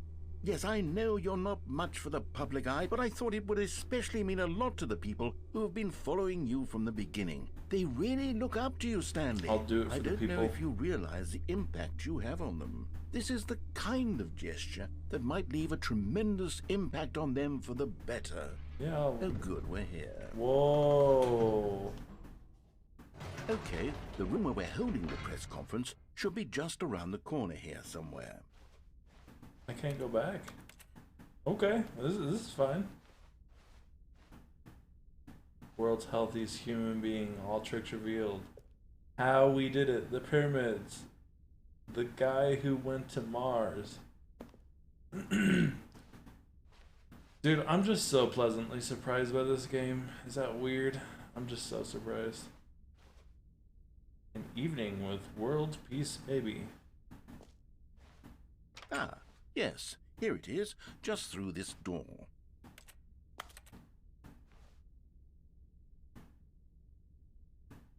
The Stanley Parable Stanley. What happens if I go back?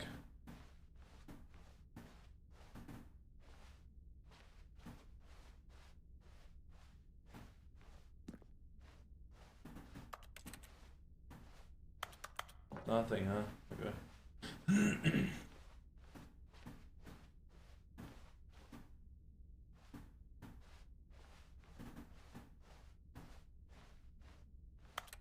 Okay, I guess I really had no choice.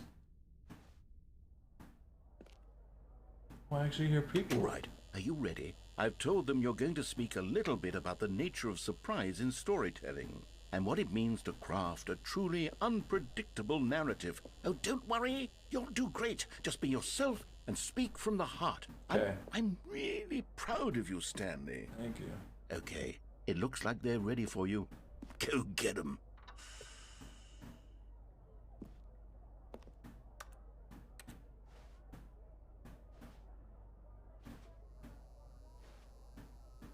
Congratulations, Stanley. Remember where you came from. Your coworkers.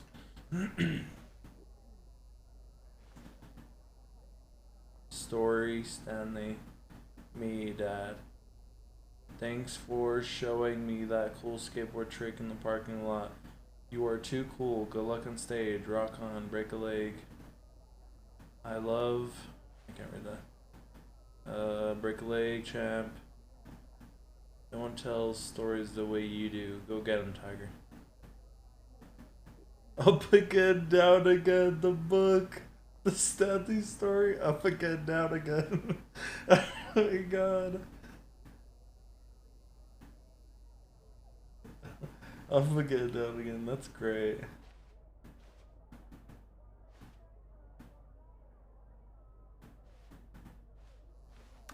What's this number? 427. Oh, that's my employee number. That's kind of cool.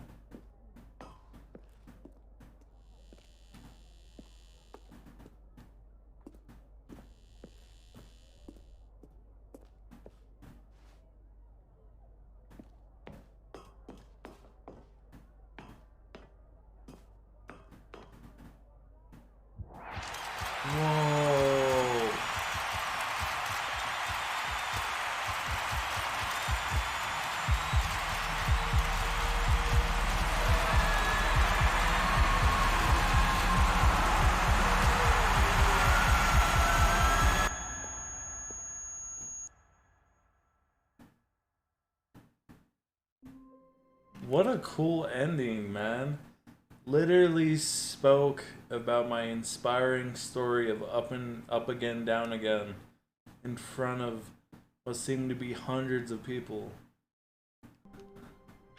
Holy shit, that was sick. That was a really cool ending. I didn't think there would actually be people out there. All of his co-workers were gone. What could it mean?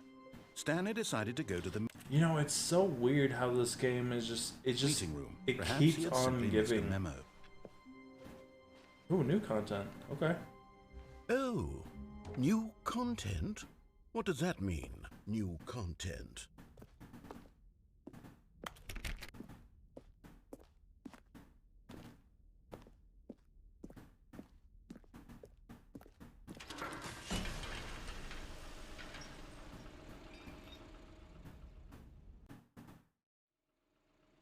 Ooh, where's this taking me? This is cool. Hello, and thank you for playing the Stanley Parable Ultra Deluxe. As you may know, the Stanley Parable was a video game released in 2013 Dang, it came out in 2013? I was 13 when this game came out. on home computers. After receiving critical and commercial success, it was expanded upon in 2022 with the Stanley Parable Ultra Deluxe, a reimagining of the game for consoles and home computers. Whoa. The Stanley Parable Ultra Deluxe features exciting new content that broadens and expands the world of the Stanley Parable, delighting audiences the world over. Whoa. That's cool. Please, step inside and see what thrilling new adventures await in the Stanley Parable Ultra Deluxe. Okay. Oh, well, this sounds delightful. I'm very excited to see the thrilling new Ultra Deluxe content.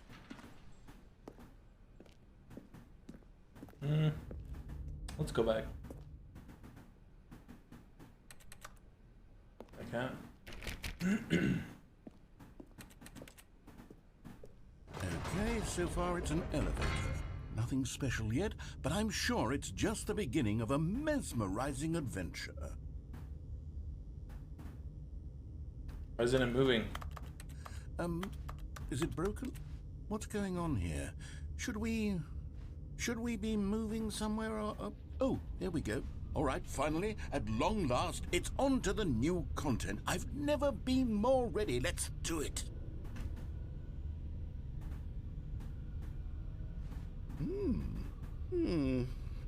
I have to say, initial impressions of Stanley Parable Ultra Deluxe, mostly tedious. Yeah. It's as if oh, Yeah. okay. Let's see the content. Give me the content, Stanley.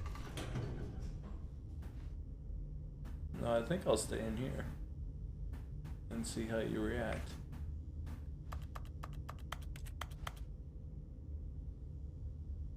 Yeah, maybe not. All right. All right, let's see. It's the jump circle. Okay. Ooh. Yeah. Oh. This is cool.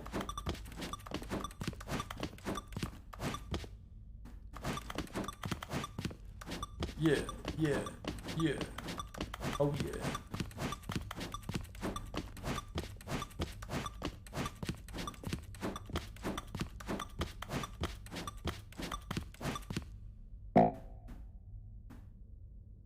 Well, that was cool while I said I got to jump. Is that it? Surely that's not all the new content. There has to be something else, right? Give me more jumps, how about that? What's over here? Nothing. If I just go back? Is that it?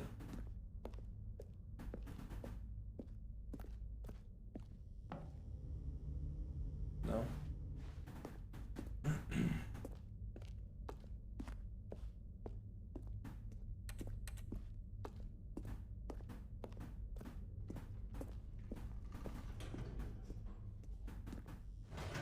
That was weird. Goodness.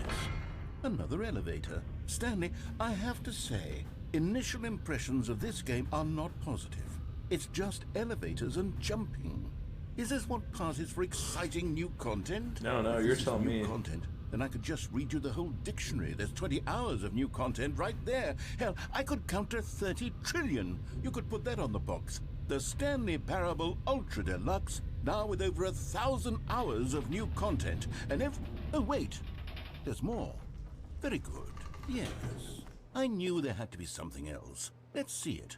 I'm ready for whatever it is.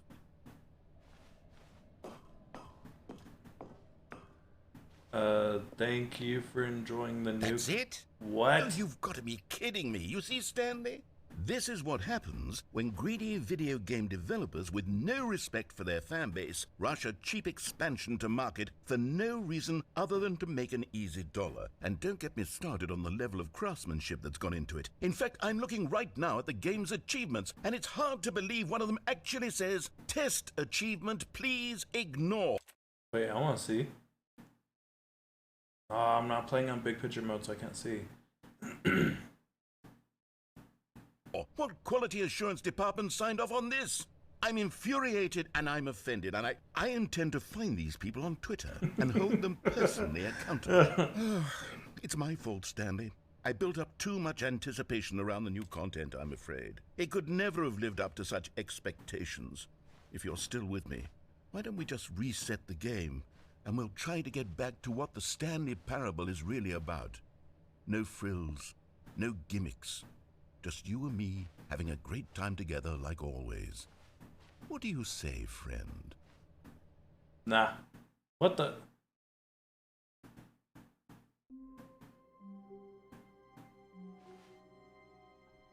Oh, this is new.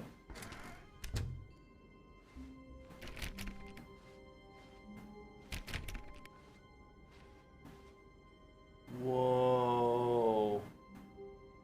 That's trippy to think about. Because usually when you're walking down this hall, this is what you see. And it's just kind of weird, like, walking up to a picture that has... That's just weird. That's trippy. Psst. Stanley, come over here. In the vent. I want to show you something. No, I'm good. Oh, you don't want to see the cool surprise I made for you? Well, fine. You're a dork anyway, so who cares? Yeah, I don't really care about your surprise, buddy.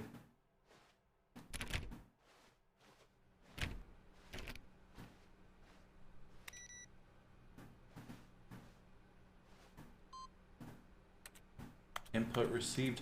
Oh! Every time I beat it, I should come back to this computer, because I noticed... So I noticed one of the other playthroughs, when I came to that computer and last time I pressed some on it, it made the first pink thing. Okay, I need to come back and do that every single time. Okay, pink square, pink square. I need to remember that. Pink square.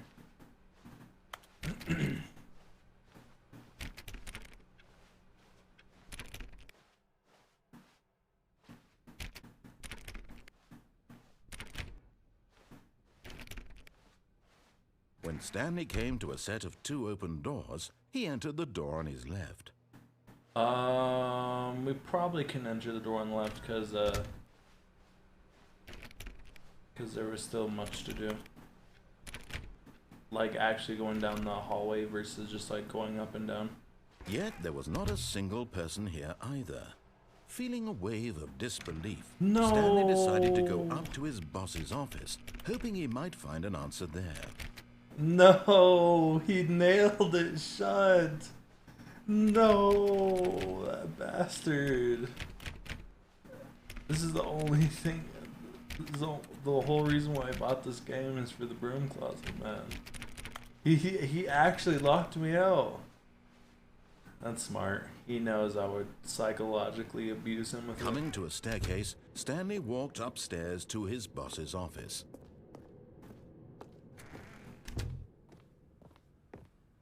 Executive bathroom. Oh, this is a new one. Because the boss knows That what the boss says goes. If the boss suffered losses, then that's what the boss chose. Ooh, okay. Because the boss knows, then what the boss says goes. That the boss suffered losses, then that's what the boss chose. That's cool. I didn't get to open this bathroom last time. Okay, well. Very uneventful, I guess.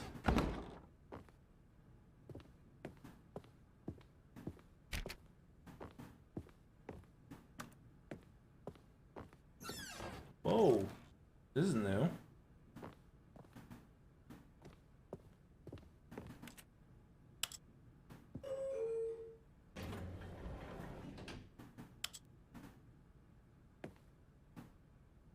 I don't even know where this goes. Let's just find out.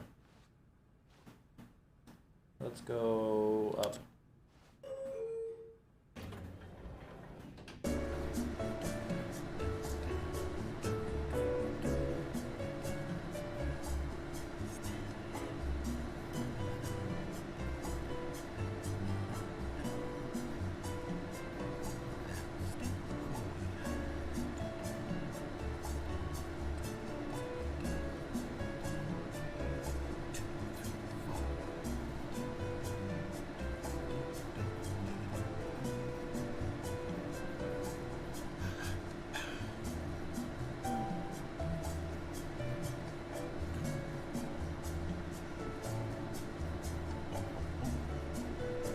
How long is this elevator?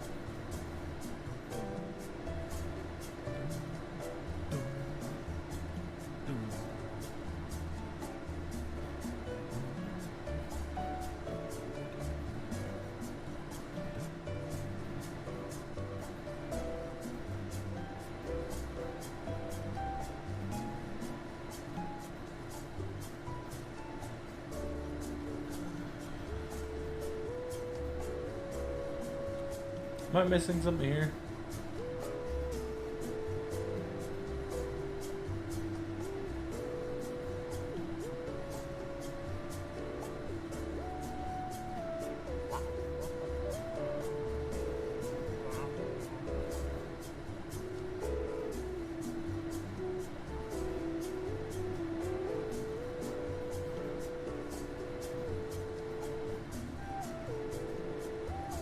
I feel like I'm missing some here.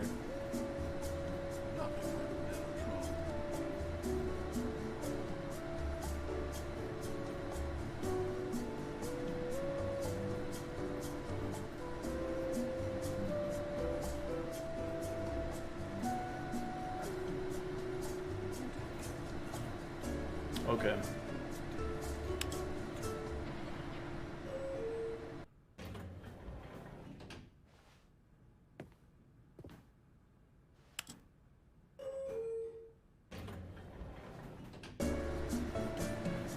What the fuck? Does this just never end? Like, what is this?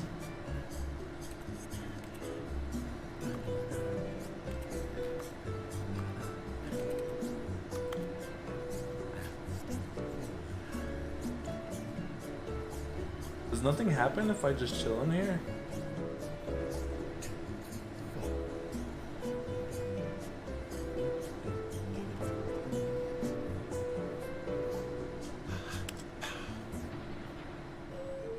Yeah, I don't think there's actually anything to this elevator.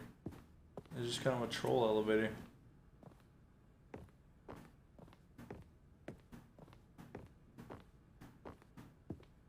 Stepping into his manager's office, Stanley was once again stunned to discover not an indication of any human life.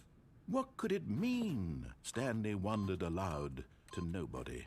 He began wildly tearing through papers on the boss's desk, pulling books off the shelf, looking behind paintings, desperate for clues to his situation.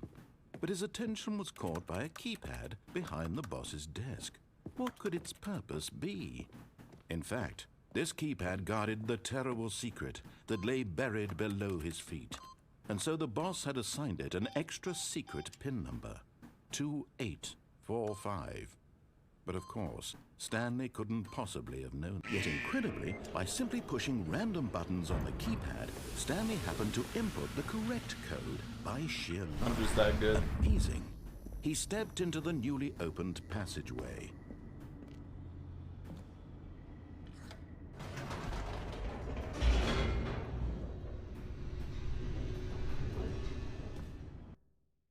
Okay, let's not do the up and down thing. Let's just go for it.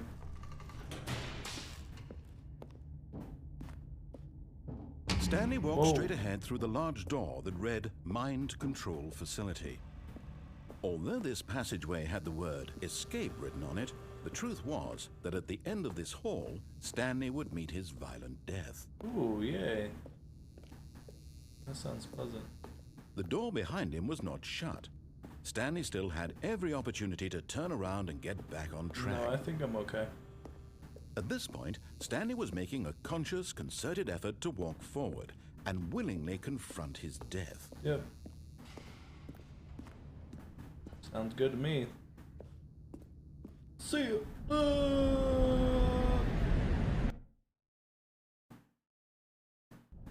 Whoa.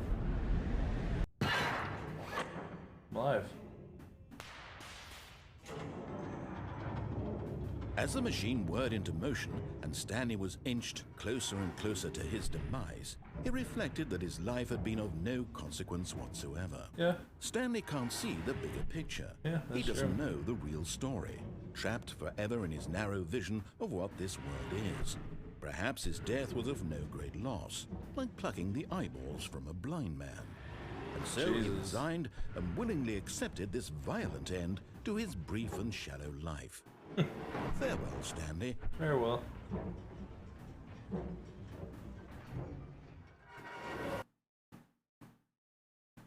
"Farewell, Stanley," cried the narrator, as Stanley was led helplessly into the enormous metal jaws.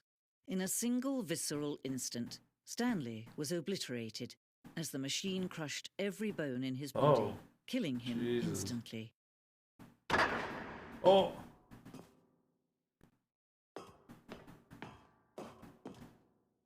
And yet it would be just a few minutes before Stanley would restart the game, back in his office, as alive as ever.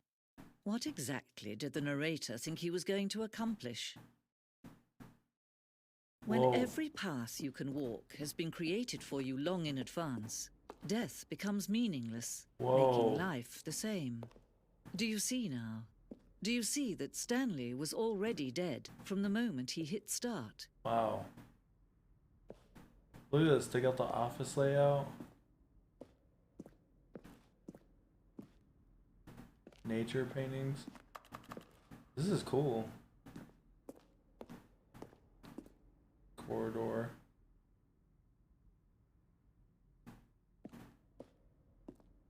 The pacing of this opening section was important to get right. This corridor has been moved and altered to make sure the player reaches 2 doors in good time. This blueprint shows office from the beginning of the game. The path from...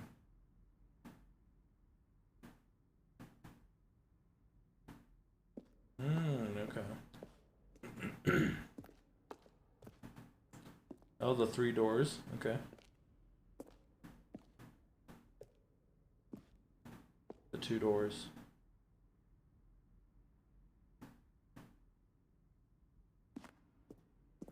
Filing cabinets.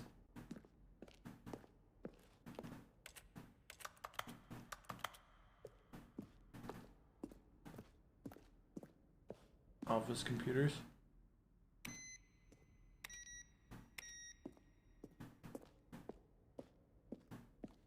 Button sounds.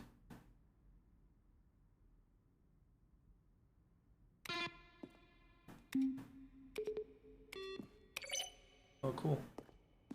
Credits.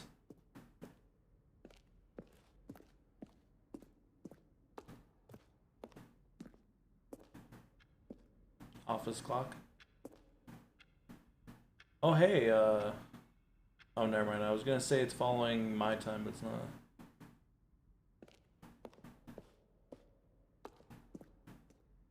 Oh, there's a lot to explore. Holy shit. Okay. Well, let's go see what's over here first.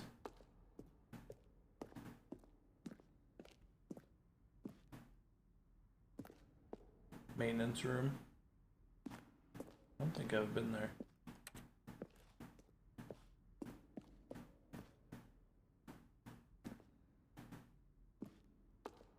Warzone.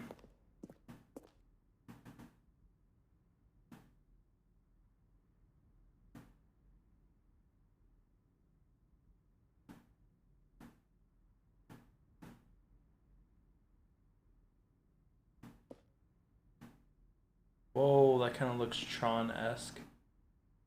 And there's the alien version they were talking about.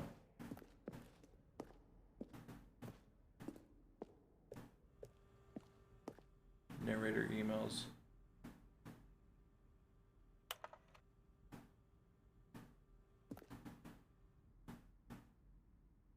Well, the thing I want to know is, what would you do if Stanley entered any other rooms?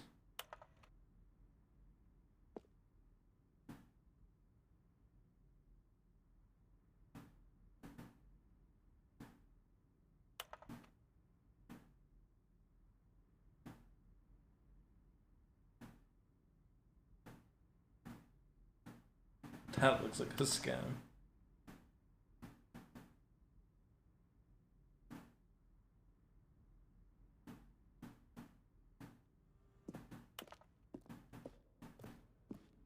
The lounge.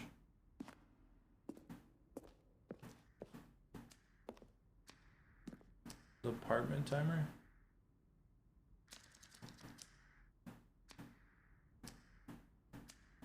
Wait, what?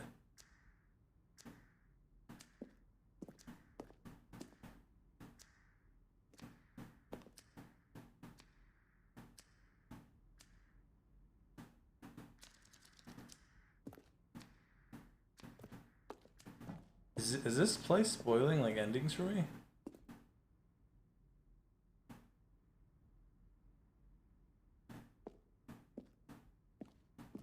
It's a lot of information to take in.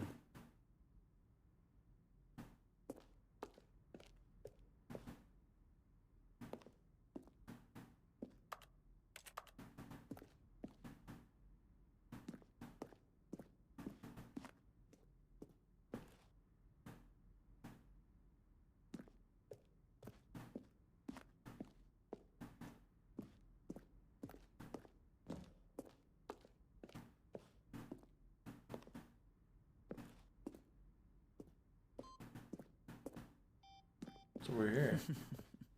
Oh, look at these two. How they wish to destroy one another.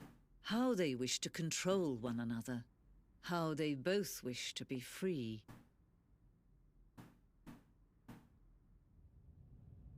Can you see? Can you see how much they need one another? No, perhaps not. Sometimes these things cannot be seen. But listen to me. You can still save these two. You can stop the program before they both fail. Push escape and press quit. There's no other way to beat this game. Push escape and press quit? As long as you move forward, you'll be walking someone else's path. Stop now and it'll be your only true choice. Whatever you do, choose it. Don't let time choose for you. Don't let...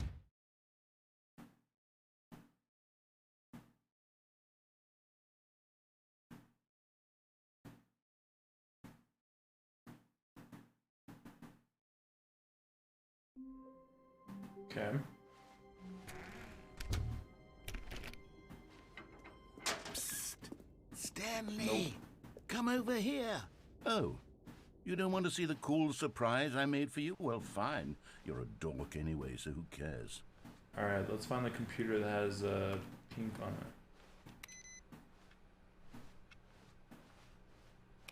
What the hell? It's none of these computers.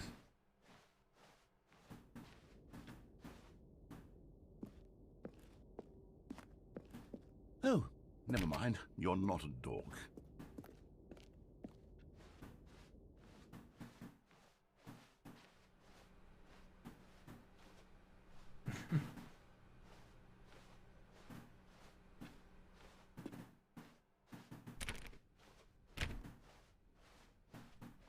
When Stanley came to a set of 2 open doors, he entered the door on his left. Wait. Okay. There's so many branching Yet paths. there It's was hard not a to single keep person track here of either. Feeling what a I've done wave and what I of haven't done. disbelief, Stanley decided to go up to his boss's office. Coming to a staircase, Stanley walked upstairs to his boss's office.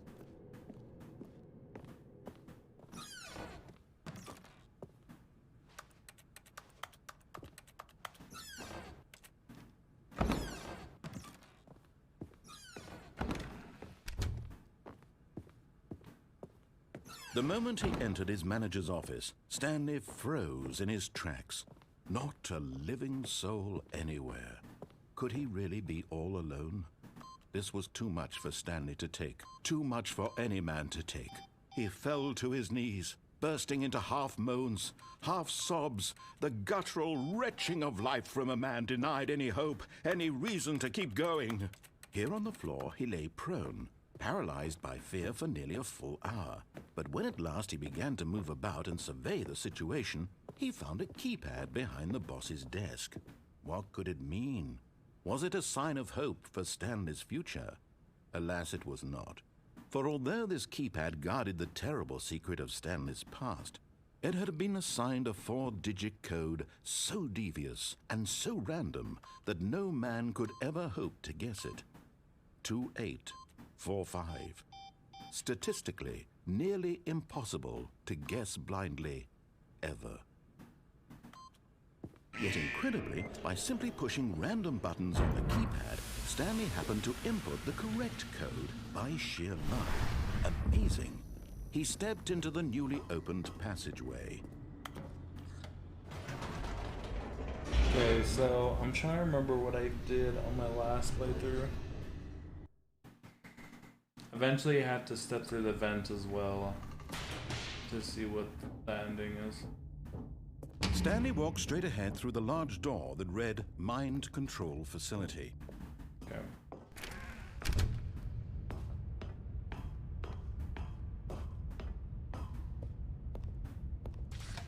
The lights rose on an enormous room packed with television screens. What horrible secret did this place hold? Stanley thought to himself. Did he have the strength to find out? Can I double back?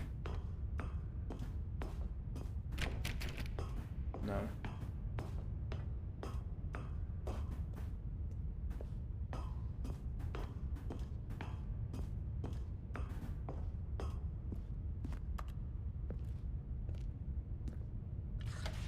Now the monitors jumped to Whoa. life, their true nature revealed. Each bore the number of an employee in the building, Stanley's co-workers. The lives of so many individuals reduced to images on a screen, and Stanley, one of them, eternally monitored in this place where freedom meant nothing.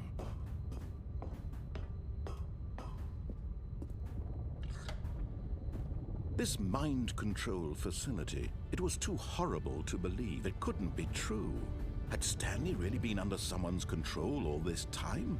Was this the only reason he was happy with his boring job? That his emotions had been manipulated to accept it blindly? No, he refused to believe it. He couldn't accept it. His own life in someone else's control? Never! It was unthinkable, wasn't it? Was it even possible? Had he truly spent his entire life utterly blind to the world? But here was the proof, the heart of the operation. Controls labeled with emotions, happy or sad or content. Walking, eating, working, all of it monitored and commanded from this very place.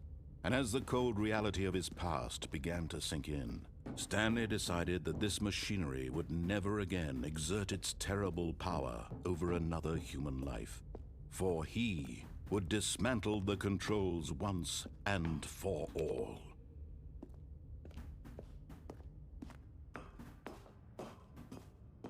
How do I destroy it?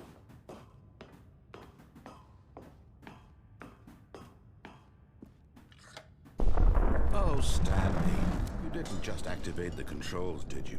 After they kept you enslaved all these years, you go and you try to take control of the machine for yourself? Is that what you wanted? Control? Oh, Stanley, I applaud your effort, I really do. But you need to understand, there's only so much that machine can do. You were supposed to let it go, turn the controls off, and leave.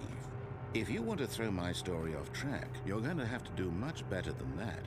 I'm afraid you don't have nearly the power you think you do. For example, and I believe you'll find this pertinent, Stanley suddenly realized he had just initiated the network's emergency detonation system. In the event that this machine is activated without proper DNA identification, nuclear detonators are set to explode, eliminating the entire complex. How long until detonation then? Let's say, 2 minutes. Now this is making things a little more fun, isn't it, Stanley? It's your time to shine. You are the star. It's your story now. Shape it to your heart's desires. Oh, this is much better than what I had in mind. What a shame we have so little time left to enjoy it. Mere moments until the bomb goes off. But what precious moments each one of them is. More time to talk about you, about me, where we're going, what all this means. I barely know where to start. What's that? You'd like to know where your co-workers are? A moment of solace before you're obliterated? How do I get out? All right, I'm in a good mood. You're gonna die anyway. I'll tell you exactly what happened to them. I erased them. I turned off the machine. I set you free. Of course, that was merely in this instance of the story. Sometimes when I tell it, I simply let you sit there in your office forever, pushing buttons endlessly and then dying alone. Other times, I let the office sink into the ground, swallowing everyone inside, or I let it burn to a crisp. I have to say this, though, this version of events has been rather amusing. Watching you try to make sense of everything and take back the control wrested away from you, it's quite rich. I almost hate to see it go. But I'm sure whatever I come up with on the next go-around will be even better. My goodness, only 34 seconds left. But I'm enjoying this so much. You know what? To hell with it. I'm going to put some extra time on the clock, why not? These are precious additional seconds, Stanley. Time doesn't grow on trees. Oh dear me, what's the matter, Stanley? I don't know what to do. Is it that you have no idea where you're going or No, what you're supposed to I be have doing no right idea. now? Or did you just assume when you saw that timer that something in this room was capable of turning it on? Yeah. I mean, look at you. Running from button to button, You screen son of to a screen, bitch. clicking on every little thing in this Yeah. room. These numbered buttons, no, Four. these colored ones. Or maybe Four. this big red Four. button. Or this door. Everything, anything, something here will Three. save me. Why would you think that, Stanley? That this video game can be beaten? Won? Solved? Do you have any idea what your purpose in this place is? Green. Stanley, you're in for quite a disappointment. But here's a spoiler for you. That timer isn't a catalyst to keep the action moving along. It's just seconds ticking away to your death. You're only still playing instead of watching a cutscene because I want to watch you for every moment that you're powerless. To see you made humble. No. This is not a challenge. It's a tragedy. You wanted to control this world, that's fine. But I'm going to destroy it first, so you can't. No. Take a look at the clock, Stanley. That's 30 seconds you have left to I struggle. don't know what to do. 30 seconds until a big boom and then nothing. No ending here, just you being blown to pieces. Will you cling desperately to your frail life, or will you let it go peacefully? Another choice. Make it count, or don't. It's all the same to me, all a part over. of the joke. And believe me, I will be laughing at every second of your inevitable life from the moment we fade in until the moment I say, happily ever after.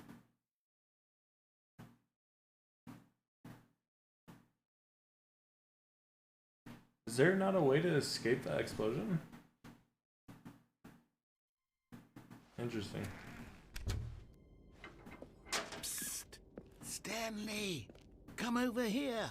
Oh, you don't want to see the cool surprise I made for you? Well, fine. You're a dork anyway, so who cares? I feel like there's a way to stop that explosion. I'm trying to make sense of everything, but the timer was stressing me out. When Stanley came to a set of 2 open doors, he entered the door on his left. Okay, let's actually follow the instructions this time. Yet there was not a single person here either.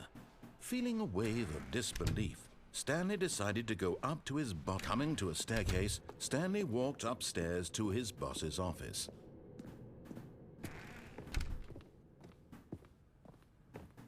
Stepping into his manager's office, Stanley was once again stunned to discover not an indication of any human life.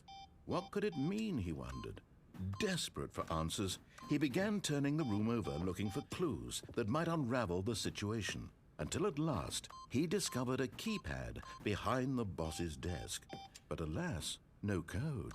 For this keypad guarded the terrible secret that lay buried below his feet. And so the boss had assigned it an extra secret PIN number, 2845. But of course, Stanley couldn't possibly have known this. Yet incredibly, by simply pushing random buttons on the keypad, Stanley happened to input the correct code by sheer luck. Amazing. He stepped into the newly opened passageway. Alright, instead of, we're gonna click the other button instead of the button that initiated the explosion.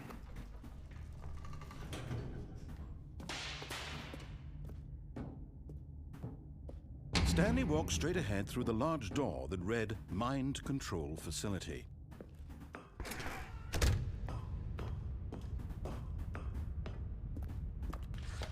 The lights rose on an enormous room packed with television screens.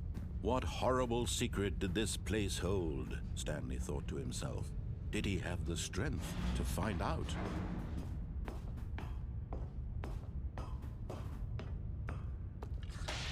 Now the monitors jumped to life, their true nature revealed. Each bore the number of an employee in the building, Stanley's co-workers. The lives of so many individuals reduced to images on a screen, and Stanley, one of them, eternally monitored in this place where freedom meant nothing.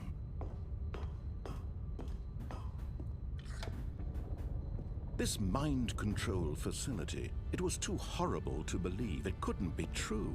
Had Stanley really been under someone's control all this time? Was this the only reason he was happy with his boring job? That his emotions had been manipulated to accept it blindly? No, he refused to believe it. He couldn't accept it. His own life in someone else's control? Never! It was unthinkable. Wasn't it? Was it even possible? Had he truly spent his entire life utterly blind to the world? But here was the proof. Okay. The heart of the operation. Controls labeled with emotions. Happy, or sad, or content. Walking, eating, working. All of it monitored and commanded from this very place. And as the cold reality of his past began to sink in, Stanley decided that this machinery would never again exert its terrible power over another human life. For he would dismantle the controls once and for all. Whoa.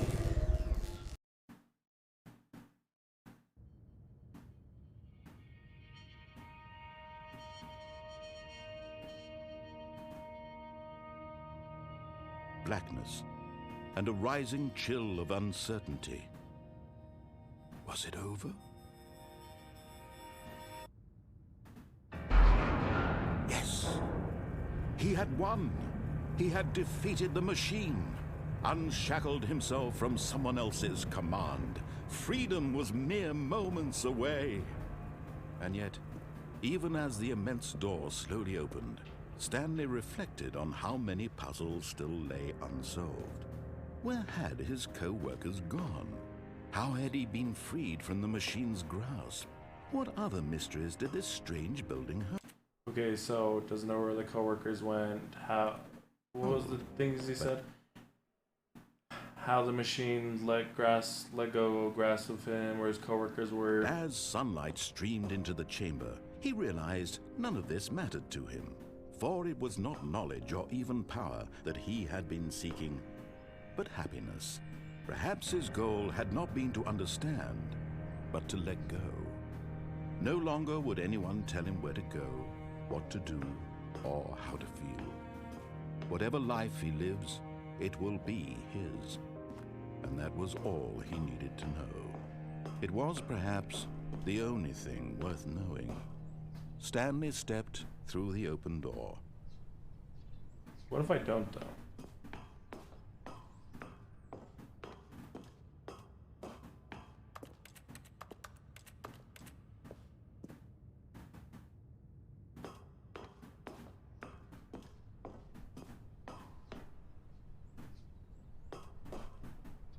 Stanley felt the cool breeze upon his skin, the feeling of liberation, the immense possibility of the new path before him. This was exactly the way, right now, that things were meant to happen. And Stanley was happy.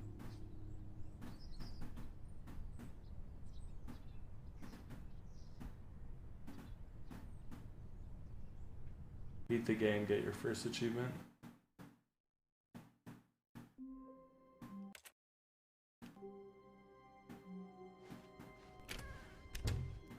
Well, that's interesting. Now let's go down this vent. Stanley, come over here. In the vent.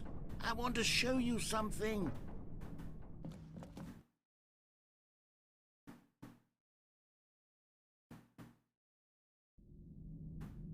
Okay, you remember how cheap and unsatisfying the new Ultra Deluxe content turned out to be? Well, it got me thinking about the past and how much better the Stanley Parable used to be. So I made something special and tucked it away here where the game's developers won't find it. Just our little secret. Take a look. Whoa. I call it the Memory Zone. It's where I've been storing all my favorite memories so I can relive the peak experiences of my life whenever I want. Experiences like the launch of the Stanley Parable on PC. You see, Stanley, doesn't the Memory Zone remind you of how wonderful Stanley Parable was before it was sullied with a cheap re-release? Remember back in October of 2013, when the game originally launched? Back then, video games had integrity. Back then, it all meant something. Oh, the waste. Smile because it happened? Shut up. I fucking hate that sign so much. Oh god, I remember how I used to see those stupid ass Facebook posts that were like, don't cry because I can't remember, it's something so fucking cheesy and then it ends with smile because it happened. It's the fucking worst.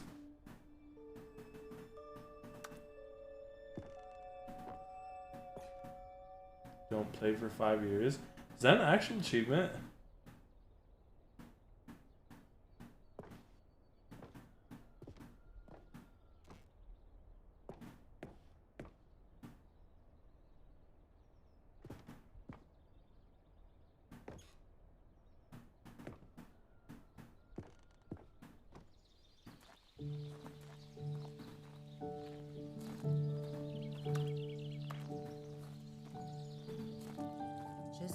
And over here is where I keep reviews of the Stanley Parable. Like this stunning triumph of games journalism, 10 out of 10 from Destructoid.com. James Stephanie Sterling writes, and I quote, "Where so many games that aspire to be more than games end up less than any form of art, Stanley Parable strives and then succeeds to be every game ever created." Did you hear that, Stanley? Every game ever created. That's how grand and all-encompassing the original Stanley Parable was. It was literally every game ever created. It was Skyrim. It was Persona 3. It was all of them. And now, it's nothing. It's no games at all. It isn't even the Stanley Parable anymore. It's just a husk now. A lifeless husk with an hour of new elevation. Oh my god, is it literally... Does something happen after you wait in that elevator for an hour?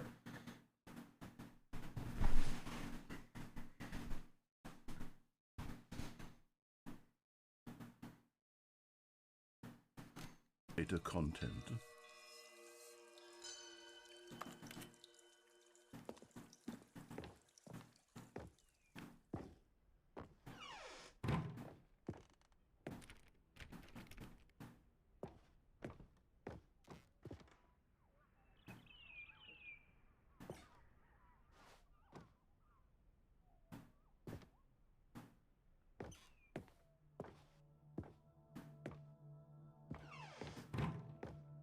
Here's another moving passage, this time What from is going on? GameSpot.com. The Stanley Parable is both a richly stimulating commentary on the nature of choice in games, and one that offers some of the most enjoyable, surprising, and rewarding choices I've ever been confronted with in a game. 9 out of 10. Don't you get it, Stanley? The game was perfect. It didn't need anything else. It didn't need new content. It just needed to be left alone, to spend the rest of time collecting dust in the hallowed hall of beloved video game memories.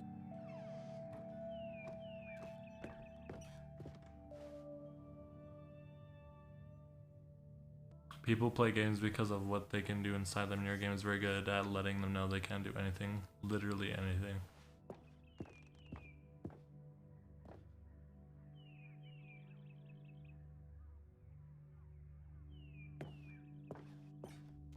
Oh look, it's a blue and red door.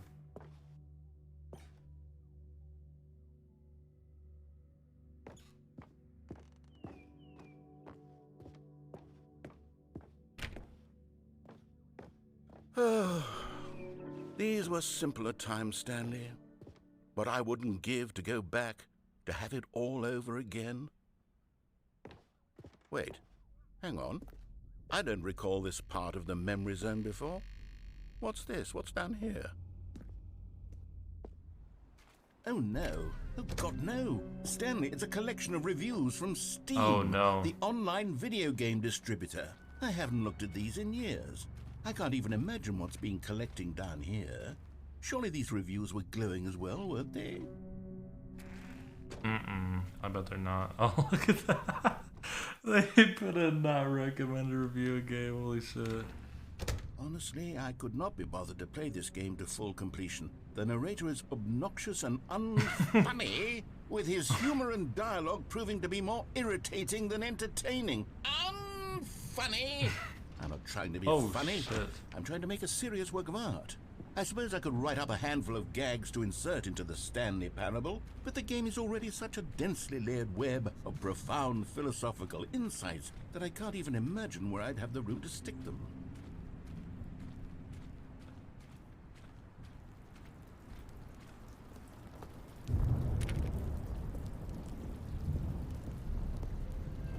Okay, let's see what this one says. While the idea for the game is good, for someone who prefers non-linear games, this preachiness gets annoying fast. Preachy? Stanley, I'm not preachy, am I? You can tell me if I'm preachy. Honestly, you can. Oh, goodness. This is actually quite shocking for me. Well, to be honest, I had always thought of the game's dialogue as being rather terse to begin with. You can't know how much fluff I cut from the game to get it to feel as light and airy as it... Well, I always thought it did.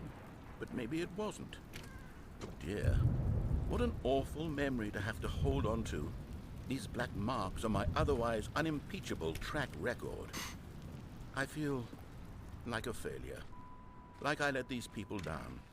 Perhaps the Stanley Parable isn't quite as sterling as I always remembered.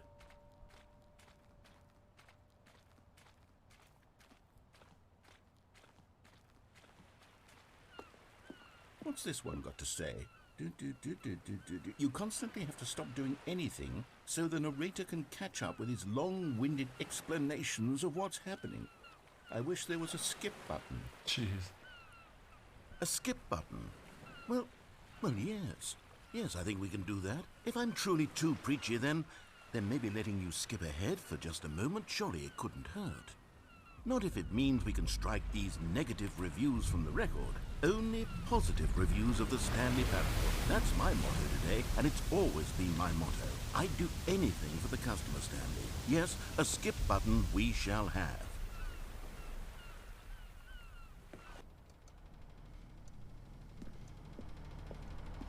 Do I have to press it?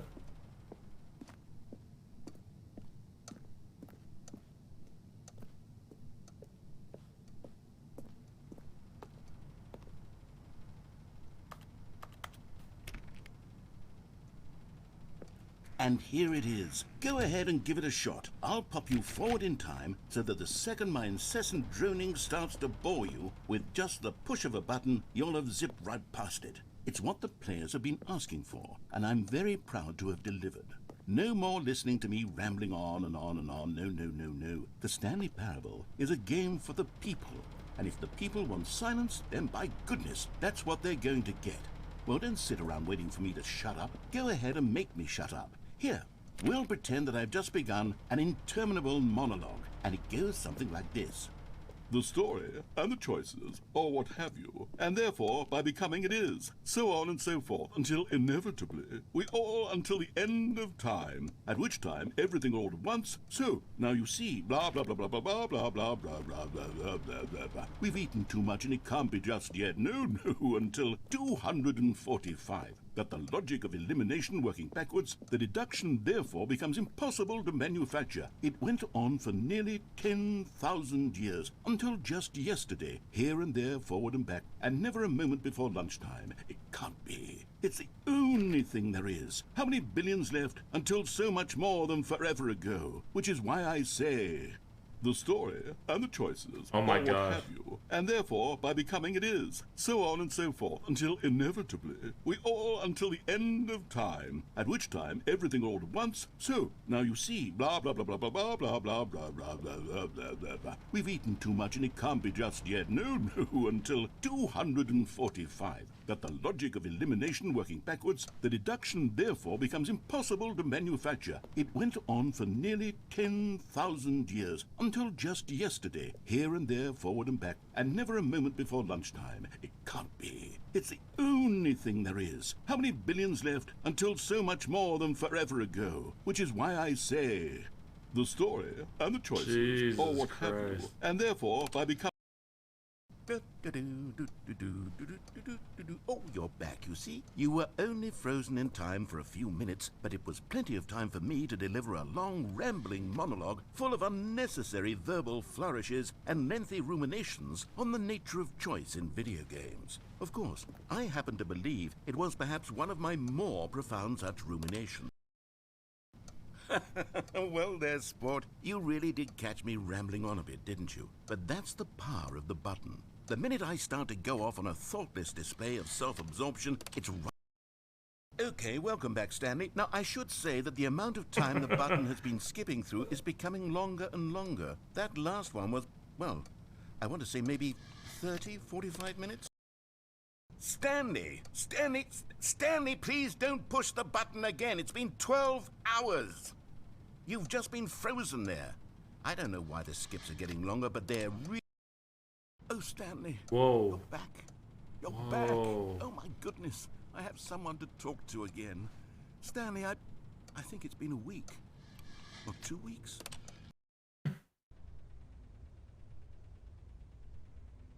Oh, hello. It's you. You're here again. Welcome. I have had time to think about you and about us and about everything we...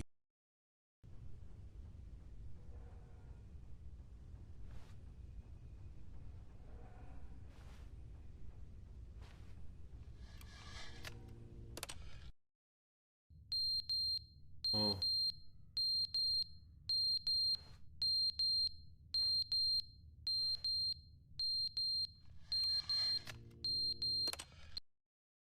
But they didn't understand the game was never meant to be funny. It was meant to have a point. It was meant to speak to the human condition. But where are the jokes? Where are the jokes? They bemoaned, they screamed, they gnashed their teeth and said...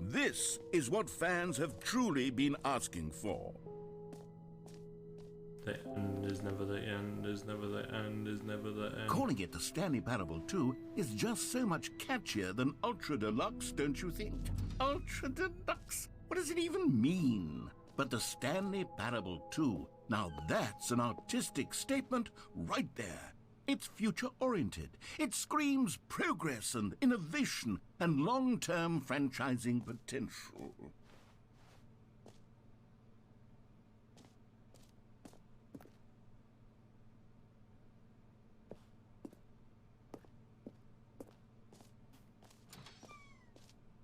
Now, to be clear, I haven't quite nailed down what exactly the Stanley Parable 2 is going to be, but let's take a look at some of the features I've been developing for it. I figure that if I can loosely organize a handful of interesting concepts, that surely the game will sort of naturally spring up around them. It'll all work itself out. Game development is much more of a fuzzy magic than anything scientific or logical, really.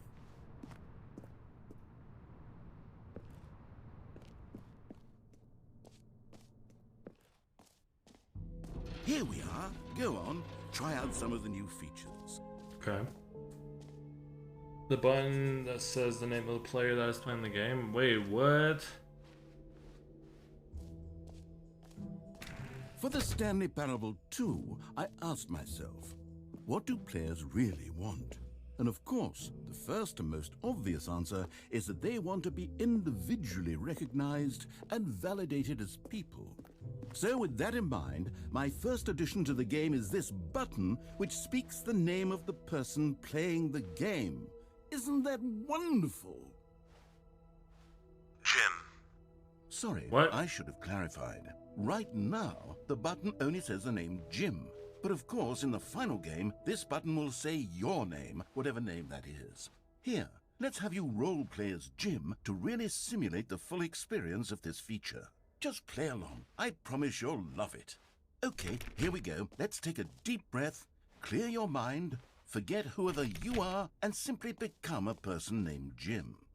I want you to imagine yourself living as Jim, sleeping and waking as Jim, falling in love and being heartbroken as Jim, seizing all of the world's possibilities as Jim, and as Jim watching your dreams crumble into dust. Jeez. Do you feel it deeply? Are you really, truly Jim right now? If so, then please step forward and press the button.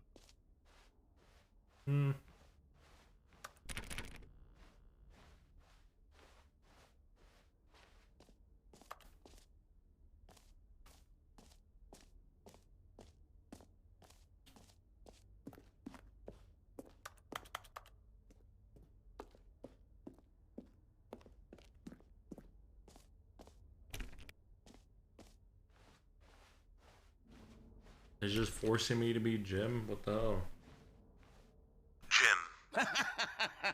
Yes, you see? What a thrill, what a rush. That was you. The button described you. Do it again, do it again. Jim. Oh, it hits even harder the second time. If this were the only new feature in the Stanley Parable 2, it would still be worth the money. No. Let's take a break from the Jim button. I'm too emotionally drained from all of this personal validation. Jim. Whoa there, cowboy. Sometimes a person can be too much Jim. I'm putting the Jim button Jim. away. Jim. Otherwise, Jim. soon you'll start to Jim. lose all sense of Jim. who you actually Jim. are. Jim. I'm Jim now.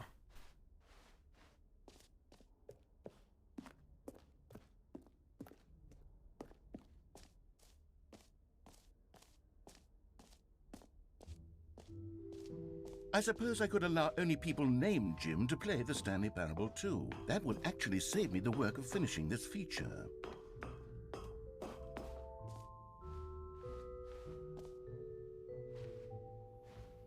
Whole new office.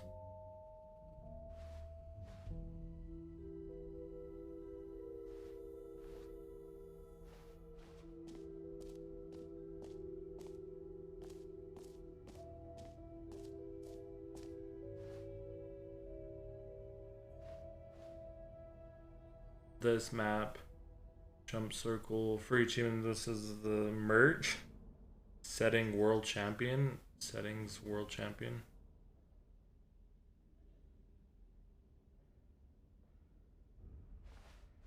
Alright, well, let's get the free achievement.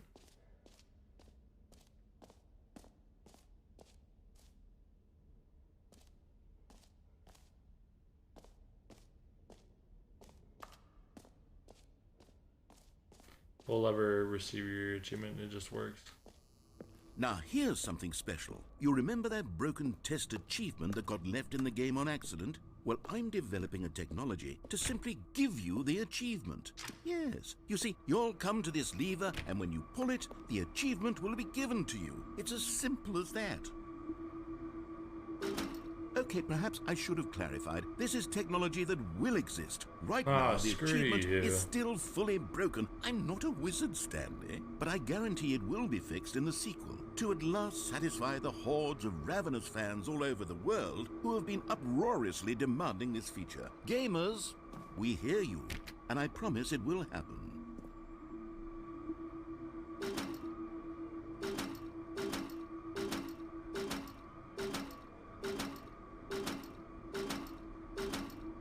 Damn it.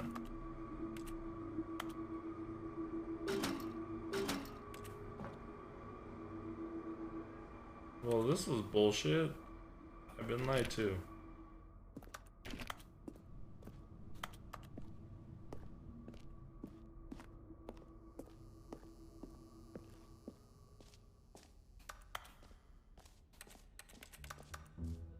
What else? What other exhibits haven't we seen yet?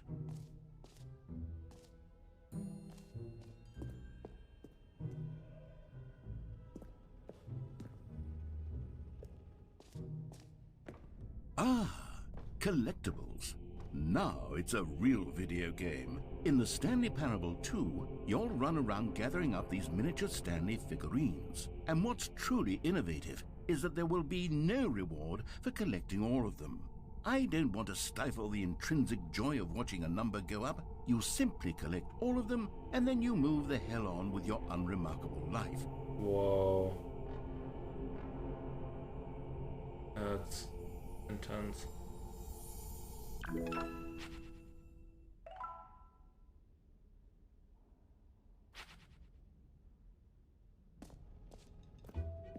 God, it really is the worst when you collect everything in a video game and then they give you a big fancy reward for it. Absolutely tragic. Infinite hole. Let's go try that.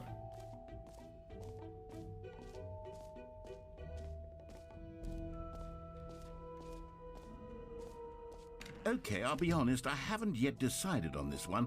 I think that in the new version, the office could use a bit of decoration, like balloons. But I'm undecided on Get Well Someday and Happy 12th Birthday. Which would you go with?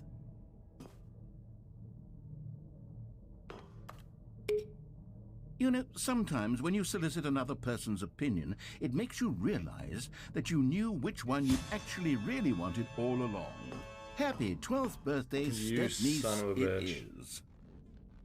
Or actually, maybe I should have gone with... No, I've made my decision, we're moving on. Come now, you've already made your choice. It's true that you chose badly, but we all have to move on from our mistakes. You piece of shit, lie to me.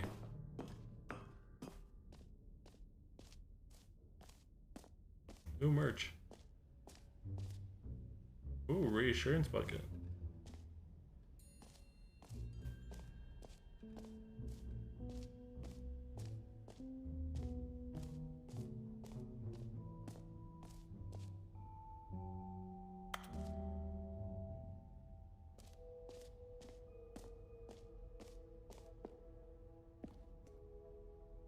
A common complaint of the Stanley Parable was that it was confusing and paradoxical, that it engendered a chaotic sense of reckless despair in those who played it. Well, I'm happy to say that after much consideration, I've engineered a clever solution to this fundamental problem with the game.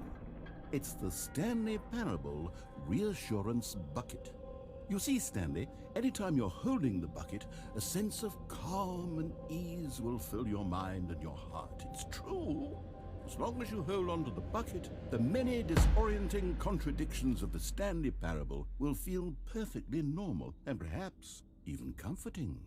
You may even come to long for the gentle embrace of jarring cognitive dissonance while the bucket is in your arms. And to be honest, it's a much more convenient solution for me than actually redesigning the game to be less uncomfortable.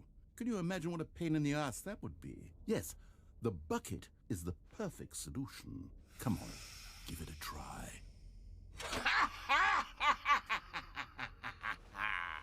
Can you feel it?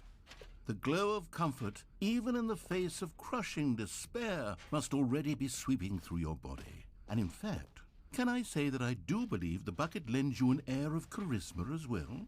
Okay. I think that just holding it has made you the slightest bit more attractive as a person. The benefits of the bucket seem to go on and on, don't they? All this and more await you in the Stanley Parable 2.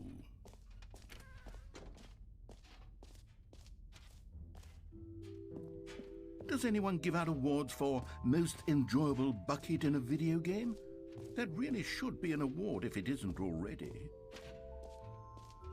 Okay, so we did the jump circle.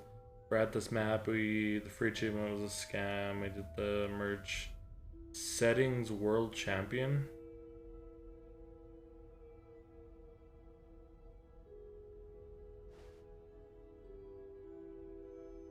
Okay, we still need to do Settings World Champion and Infinite Hole.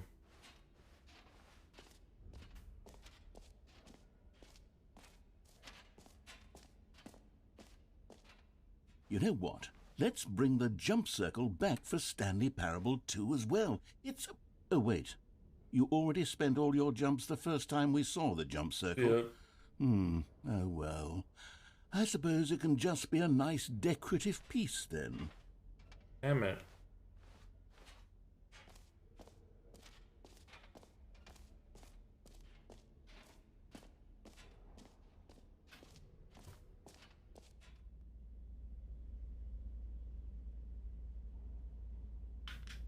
Okay. Settings and then epilogue. Stanley, here's an idea that I'm truly fond of. It's never been done before in a video game. This is, in fact, a hole that you can fall down forever. That's right. Infinite falling. You can fall until the end of time, if you like. A stunning leap forward for video games as a medium.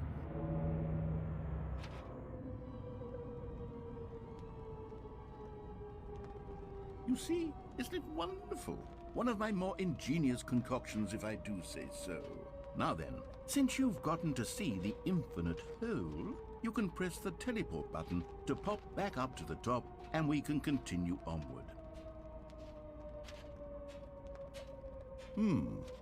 Now, I don't mean to be a bummer, but I do recommend you use the teleport button to go back to the top. Maybe do it on the sooner rather than later spectrum of things.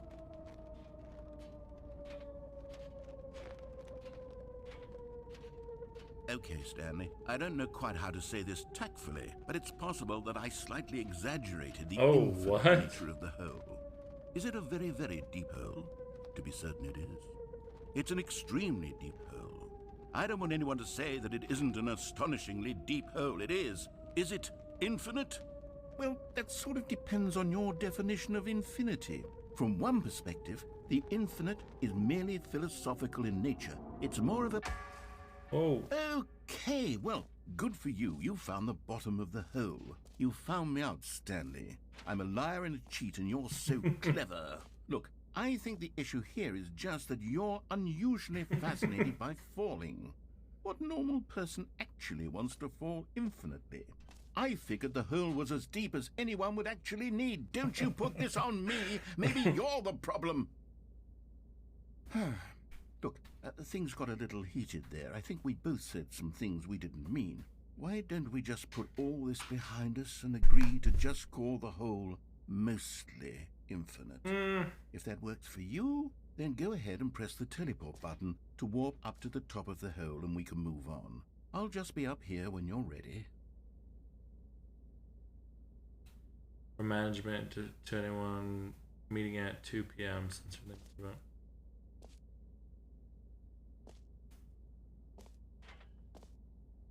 Just the two of us, we can make it for. Oh my god, that's hilarious. Just the two of us. Every pause button is there Roman numeral. That is true.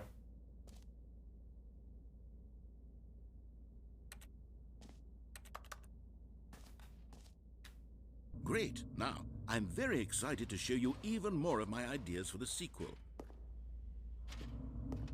Oh, for heaven... You see? I was right. The problem is you. The problem is that you like holes too much. Not normal. A normal person would have said, yep, that's an infinite hole right there. It goes on forever till the end of time. Don't need to see it all, but not you. Oh, no, no, no, no. You have a weird sort of... Oh. Did the hole seem even shorter to you this time? Yeah, I couldn't help actually. but feel like you spent a little less time in there than you did before. I mean, admittedly, I didn't make an infinite hole, but I didn't think it was that not infinite. Yeah. Well, I suppose once again there's nothing to do here. If you decide you've had enough of the hole, you can hit the teleport button and come join me up above. Had enough? I'm positively thrilled.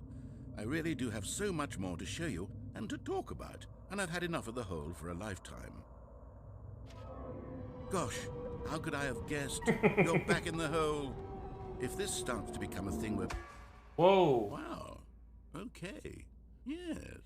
I'm starting to become extremely certain that the hole is not only not infinite, but that it's growing steadily less and less infinite. Definitely. I suspect that I'm starting to hit the point where it's no longer feasible to call the hole infinitely deep, even by the lax overall standards for accountability and marketing. What's going on here? Stanley, I have no explanation for the uncertain nature of the hole's length. Here, let's try something. Let's pop back up to the top, and we'll see if it gets any shorter. Well, there it is. Whoa. The shame of my lie has come to haunt me. Not only is the hole not infinite, but it's barely even a hole at this point. It's more of a concavity, or even a very aggressive divot. How is this still appealing to you? I know you're obsessed with holes, but at this depth, I just can't see this scratching the itch. Oh, who am I to judge? You just do whatever it is you're here to do and hit the teleport button when you're ready to move on.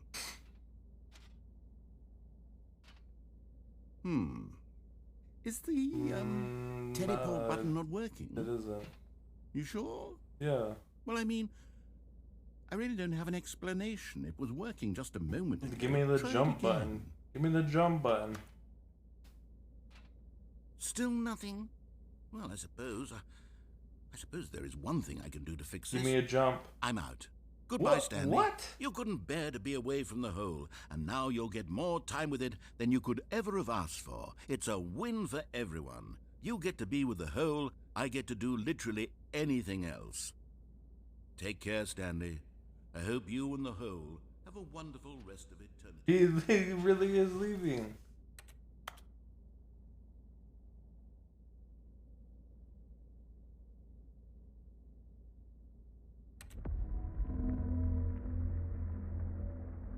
That noise.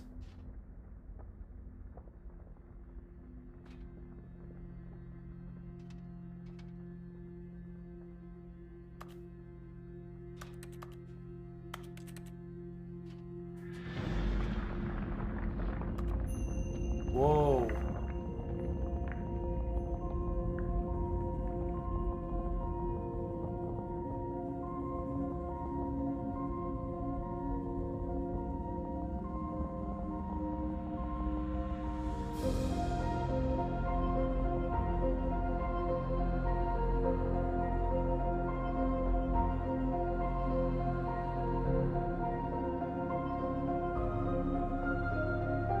Why is it so intense?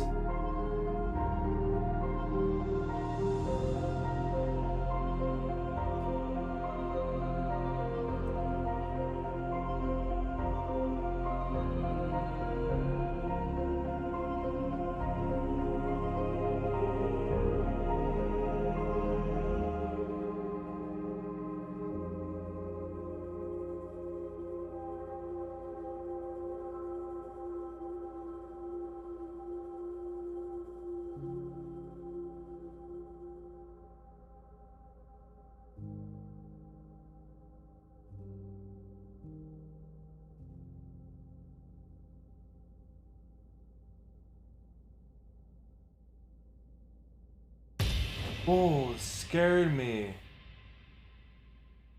Oh.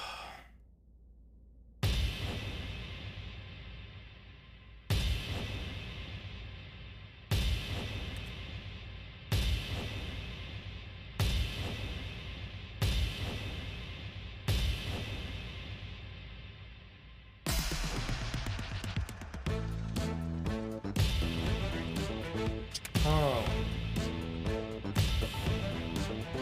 Yeah. What is this? Yeah. What is this?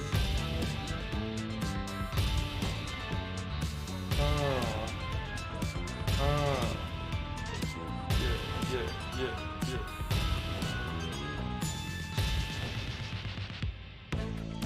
Alright, change perception.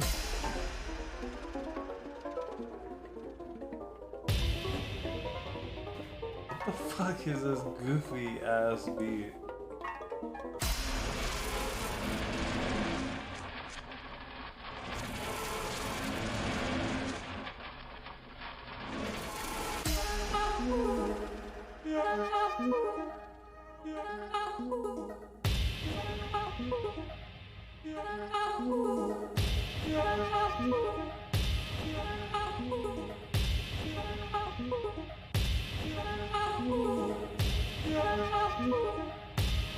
Does this get turned a song or what? My head's stronger. Now you're no longer using up the space of mind. What is this? My head's stronger. Now you're no longer using up the space of mine. My head's stronger. Now you're no longer using up the space of mine.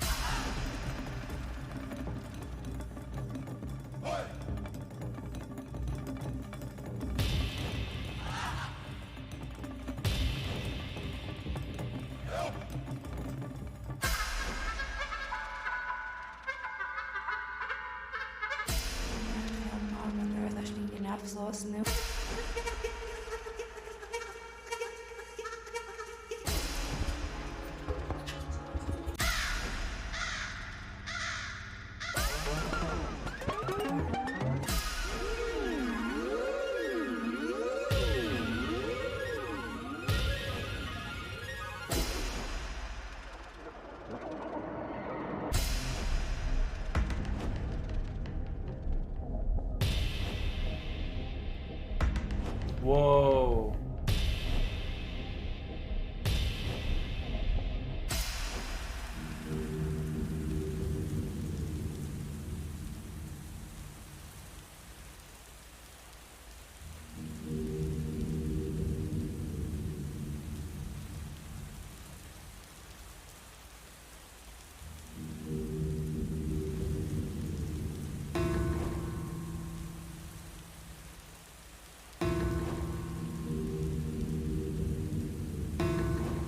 What the fuck?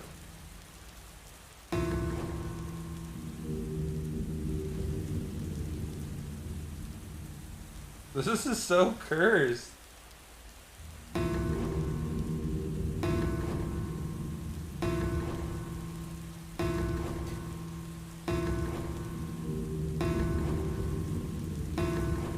Stanley? Stanley?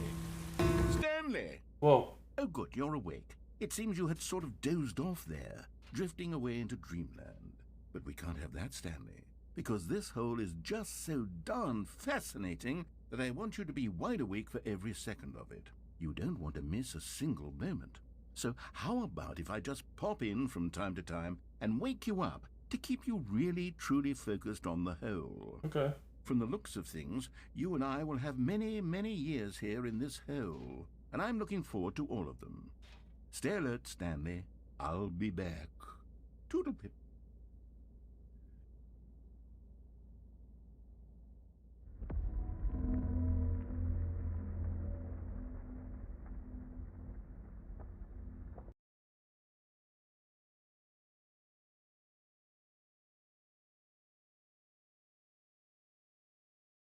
That was interesting. We are. Go on, try out some of the new features.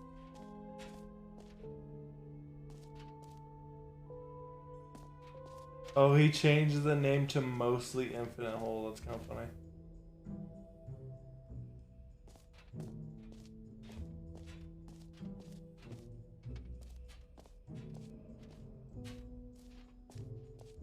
Fine, it ended. I'm gonna go check it out again, see how he reacts.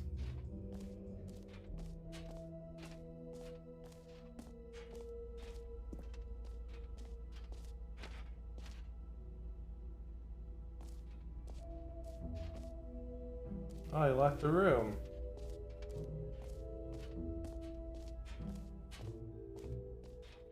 What an asshole.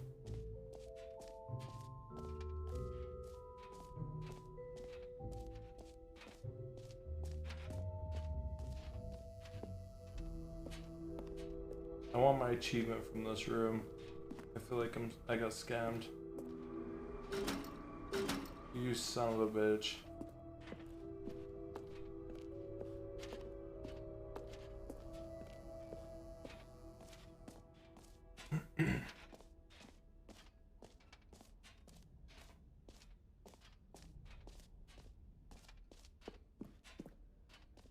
Settings, world champion.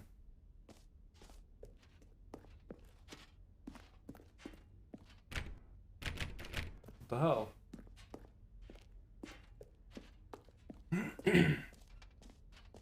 That's new.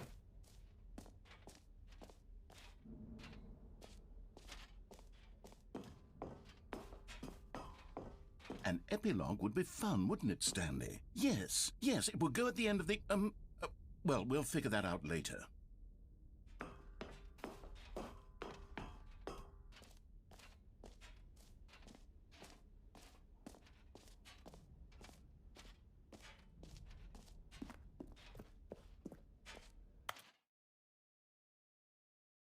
Okay.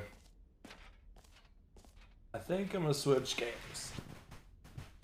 I think I'm starting to feel like loopy playing this game. The end is never the end, is never the end, is never the end, is never the end, is never the end, is never the end. Jesus, that was an experience. Okay.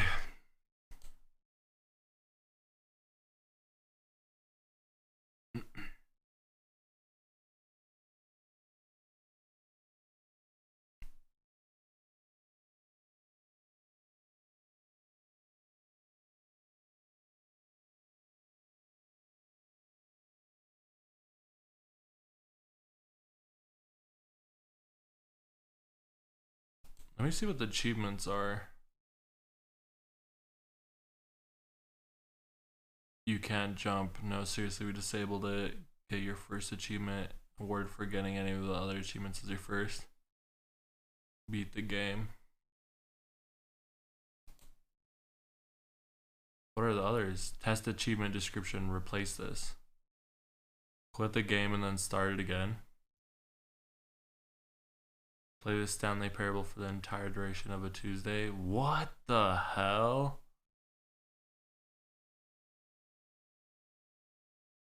Click on door 435 times.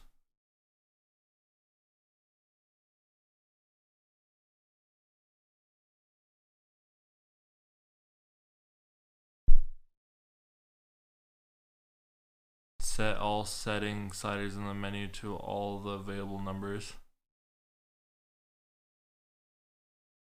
435 times.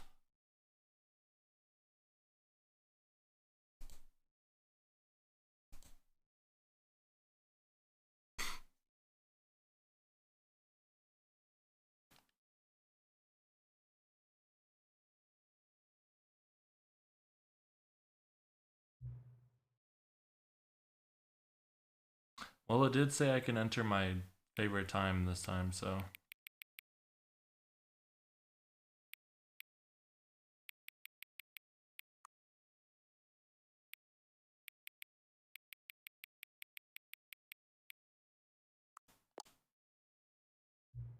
4:20 p.m. your favorite time of day. Ah, see? Or could you somehow resist giving me the correct time again?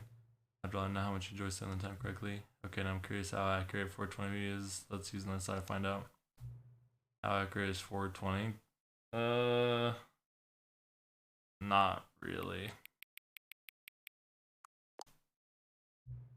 You know, can I just say, regardless of the accuracy of the clock, I'm having a great time adjusting these settings.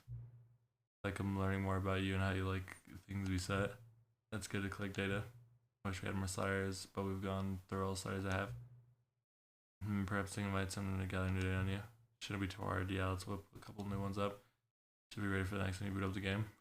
What the hell? Okay.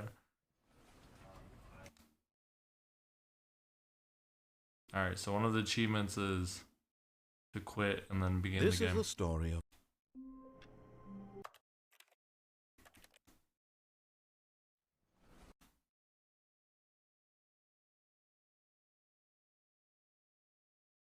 Nice. Okay, and then 4:35 times. All of his co-workers were gone. 1, 2, What could 3, it mean? 4, 5. Oh, please. Are you really just doing this for the achievement? Yeah. Click a door 5 times. Is that all that you think an achievement is worth? No. Okay. I can't just give these merits away for such little effort. A measly 5 clicks. Now suppose you were to click the door 20 times. I would say that's the kind of effort that warrants recognition. I have to say, I'm still not feeling the satisfaction of witnessing true effort for a noble cause. Perhaps 50 clicks will do it. Yes, almost certainly 50 clicks.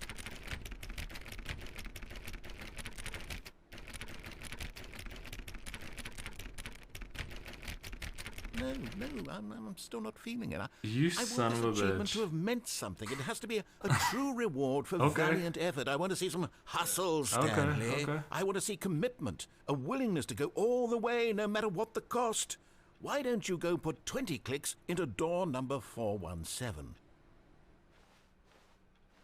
What else 417?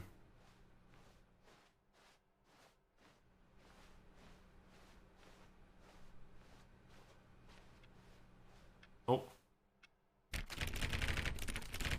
Oh, great. Now, go click a few times on door 437. 437.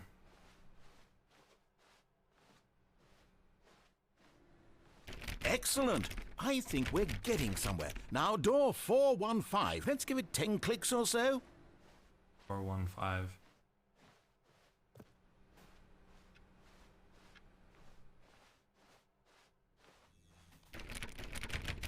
Now, back to door number 437. 437.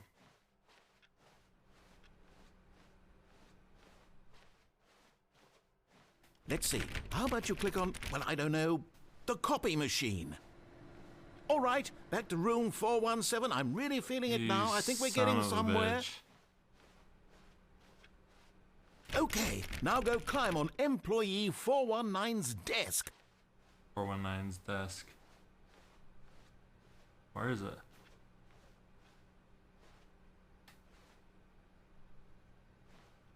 Yes! This is great! You're putting it all on the line, Stanley. I like that. All right, let's keep it up. Go give me a few clicks on door 416. Okay.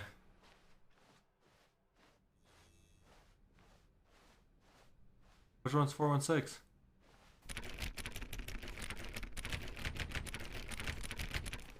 Not that one. Where is it?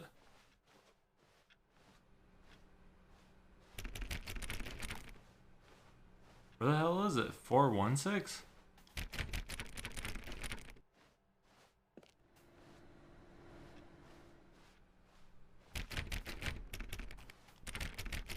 I don't know where it is. I'm just doing every door.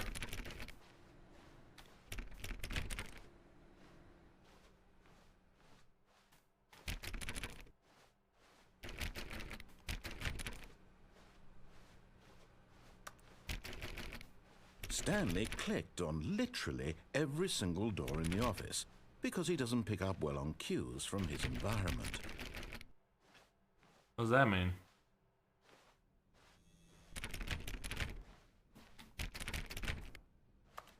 Is there not a 416?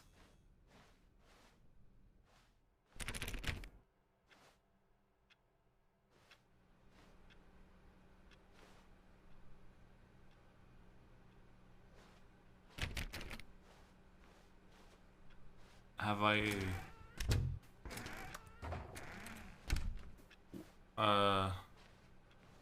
Where is it?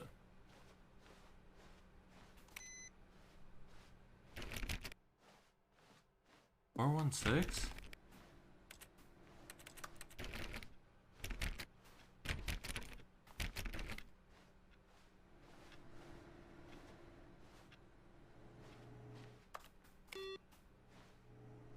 Am I dumb? Where the hell is that?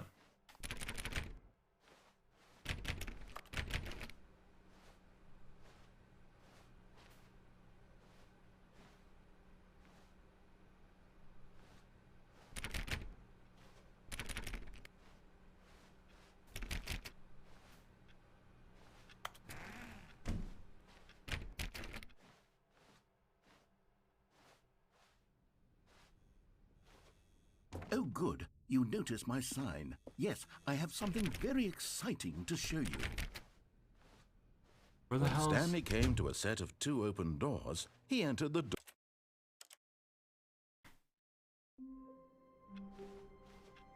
All of his co-workers were gone. What? Oh, please. Are you really just doing this for the achievement? Click a door 5 times. Is that all that you think an achievement is worth? I'm confused. No. I can't just give I'm these gonna merits Google away for it, such because I little feel like effort. that was A actually measly debate. 5 clicks. Now suppose you were to click the door 20 times. I would say that's the kind of effort that warrants recognition.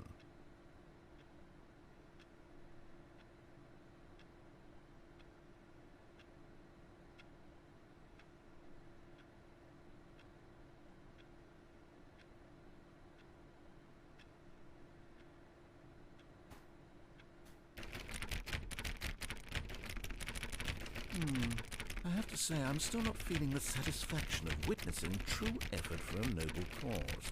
Perhaps 50 clicks will do it. Yes, almost certainly 50 clicks.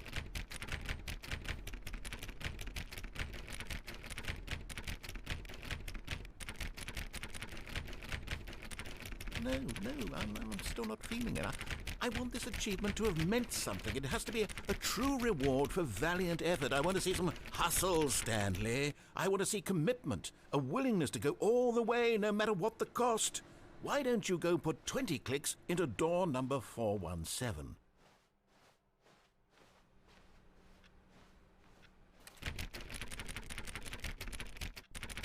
Oh, great. Now, go click a few times on door 437.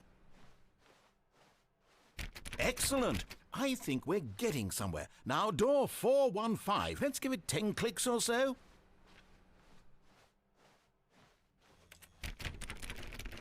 Now, back to door number 437.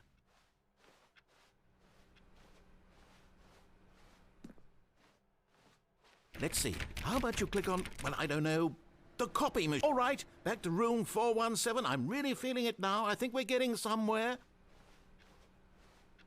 Okay, now go climb on employee 419's desk. Yes! This is great! You're putting it all on the line, Stanley. I like that. All right, let's keep it up. Go give me a few clicks on door 416.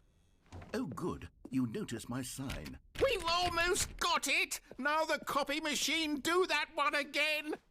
Oh my god.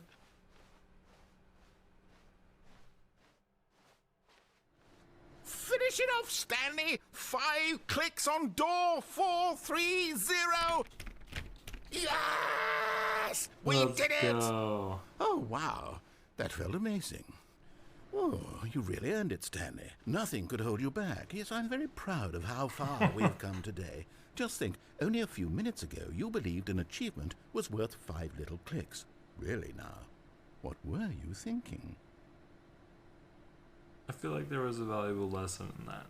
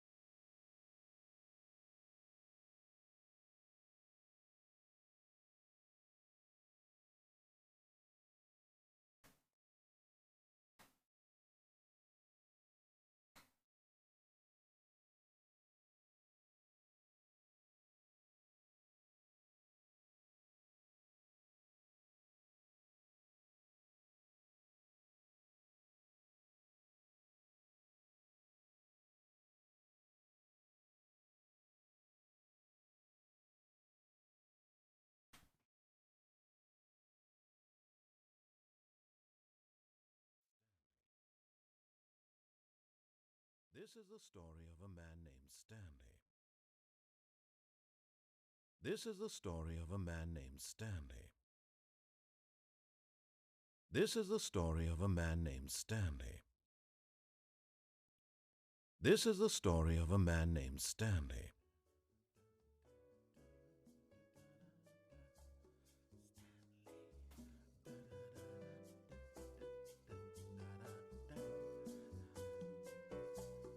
Step forward.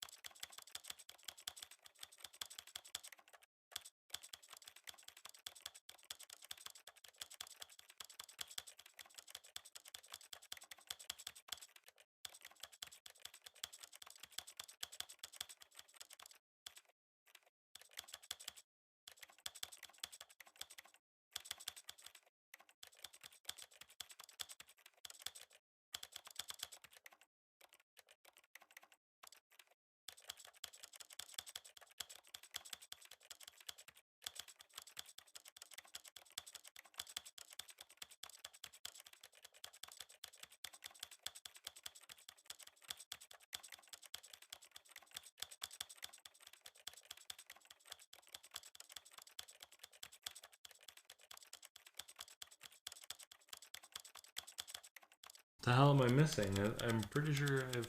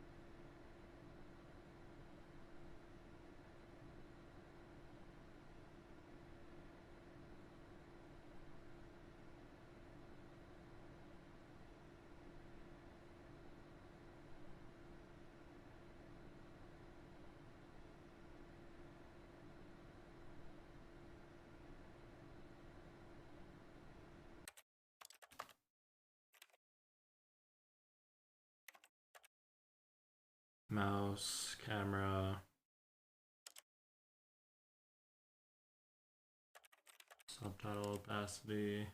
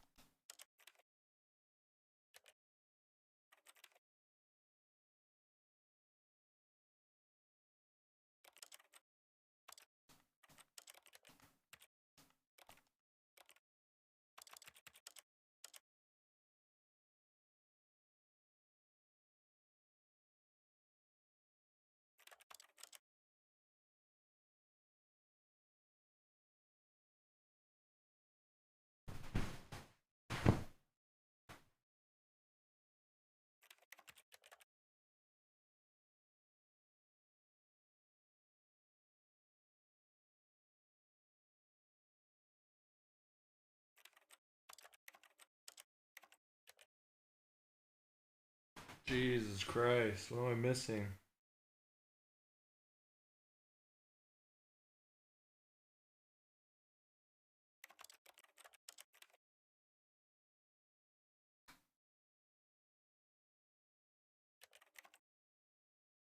I actually don't know what I'm missing.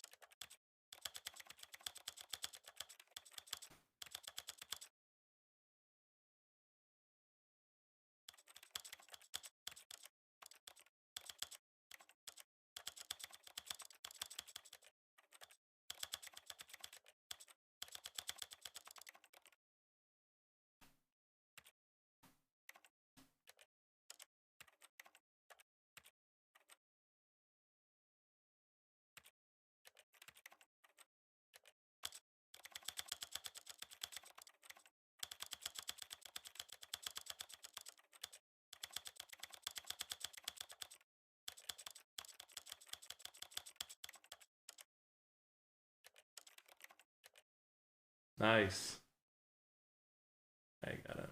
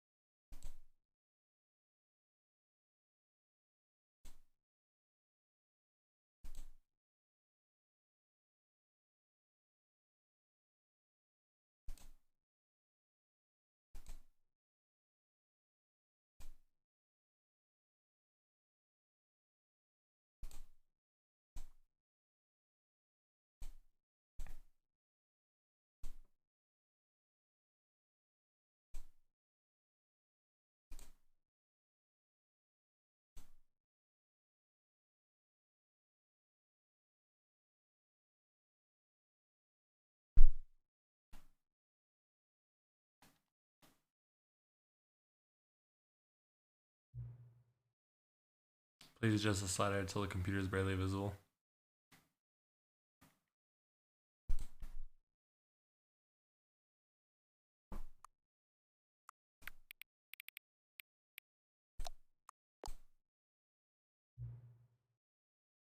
Please adjust slider till the dog and cat are friends.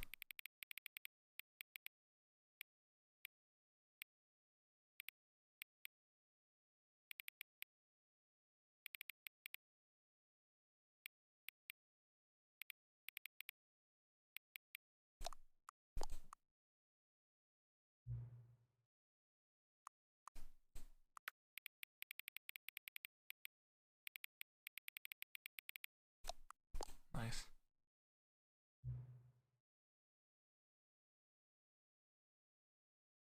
Please just stop it.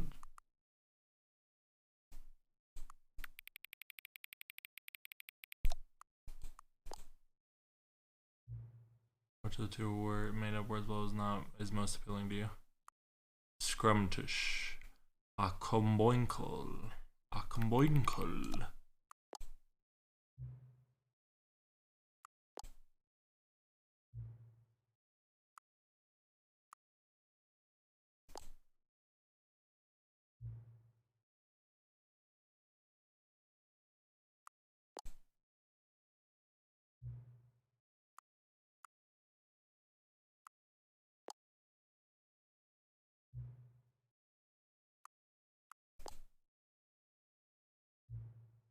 Help?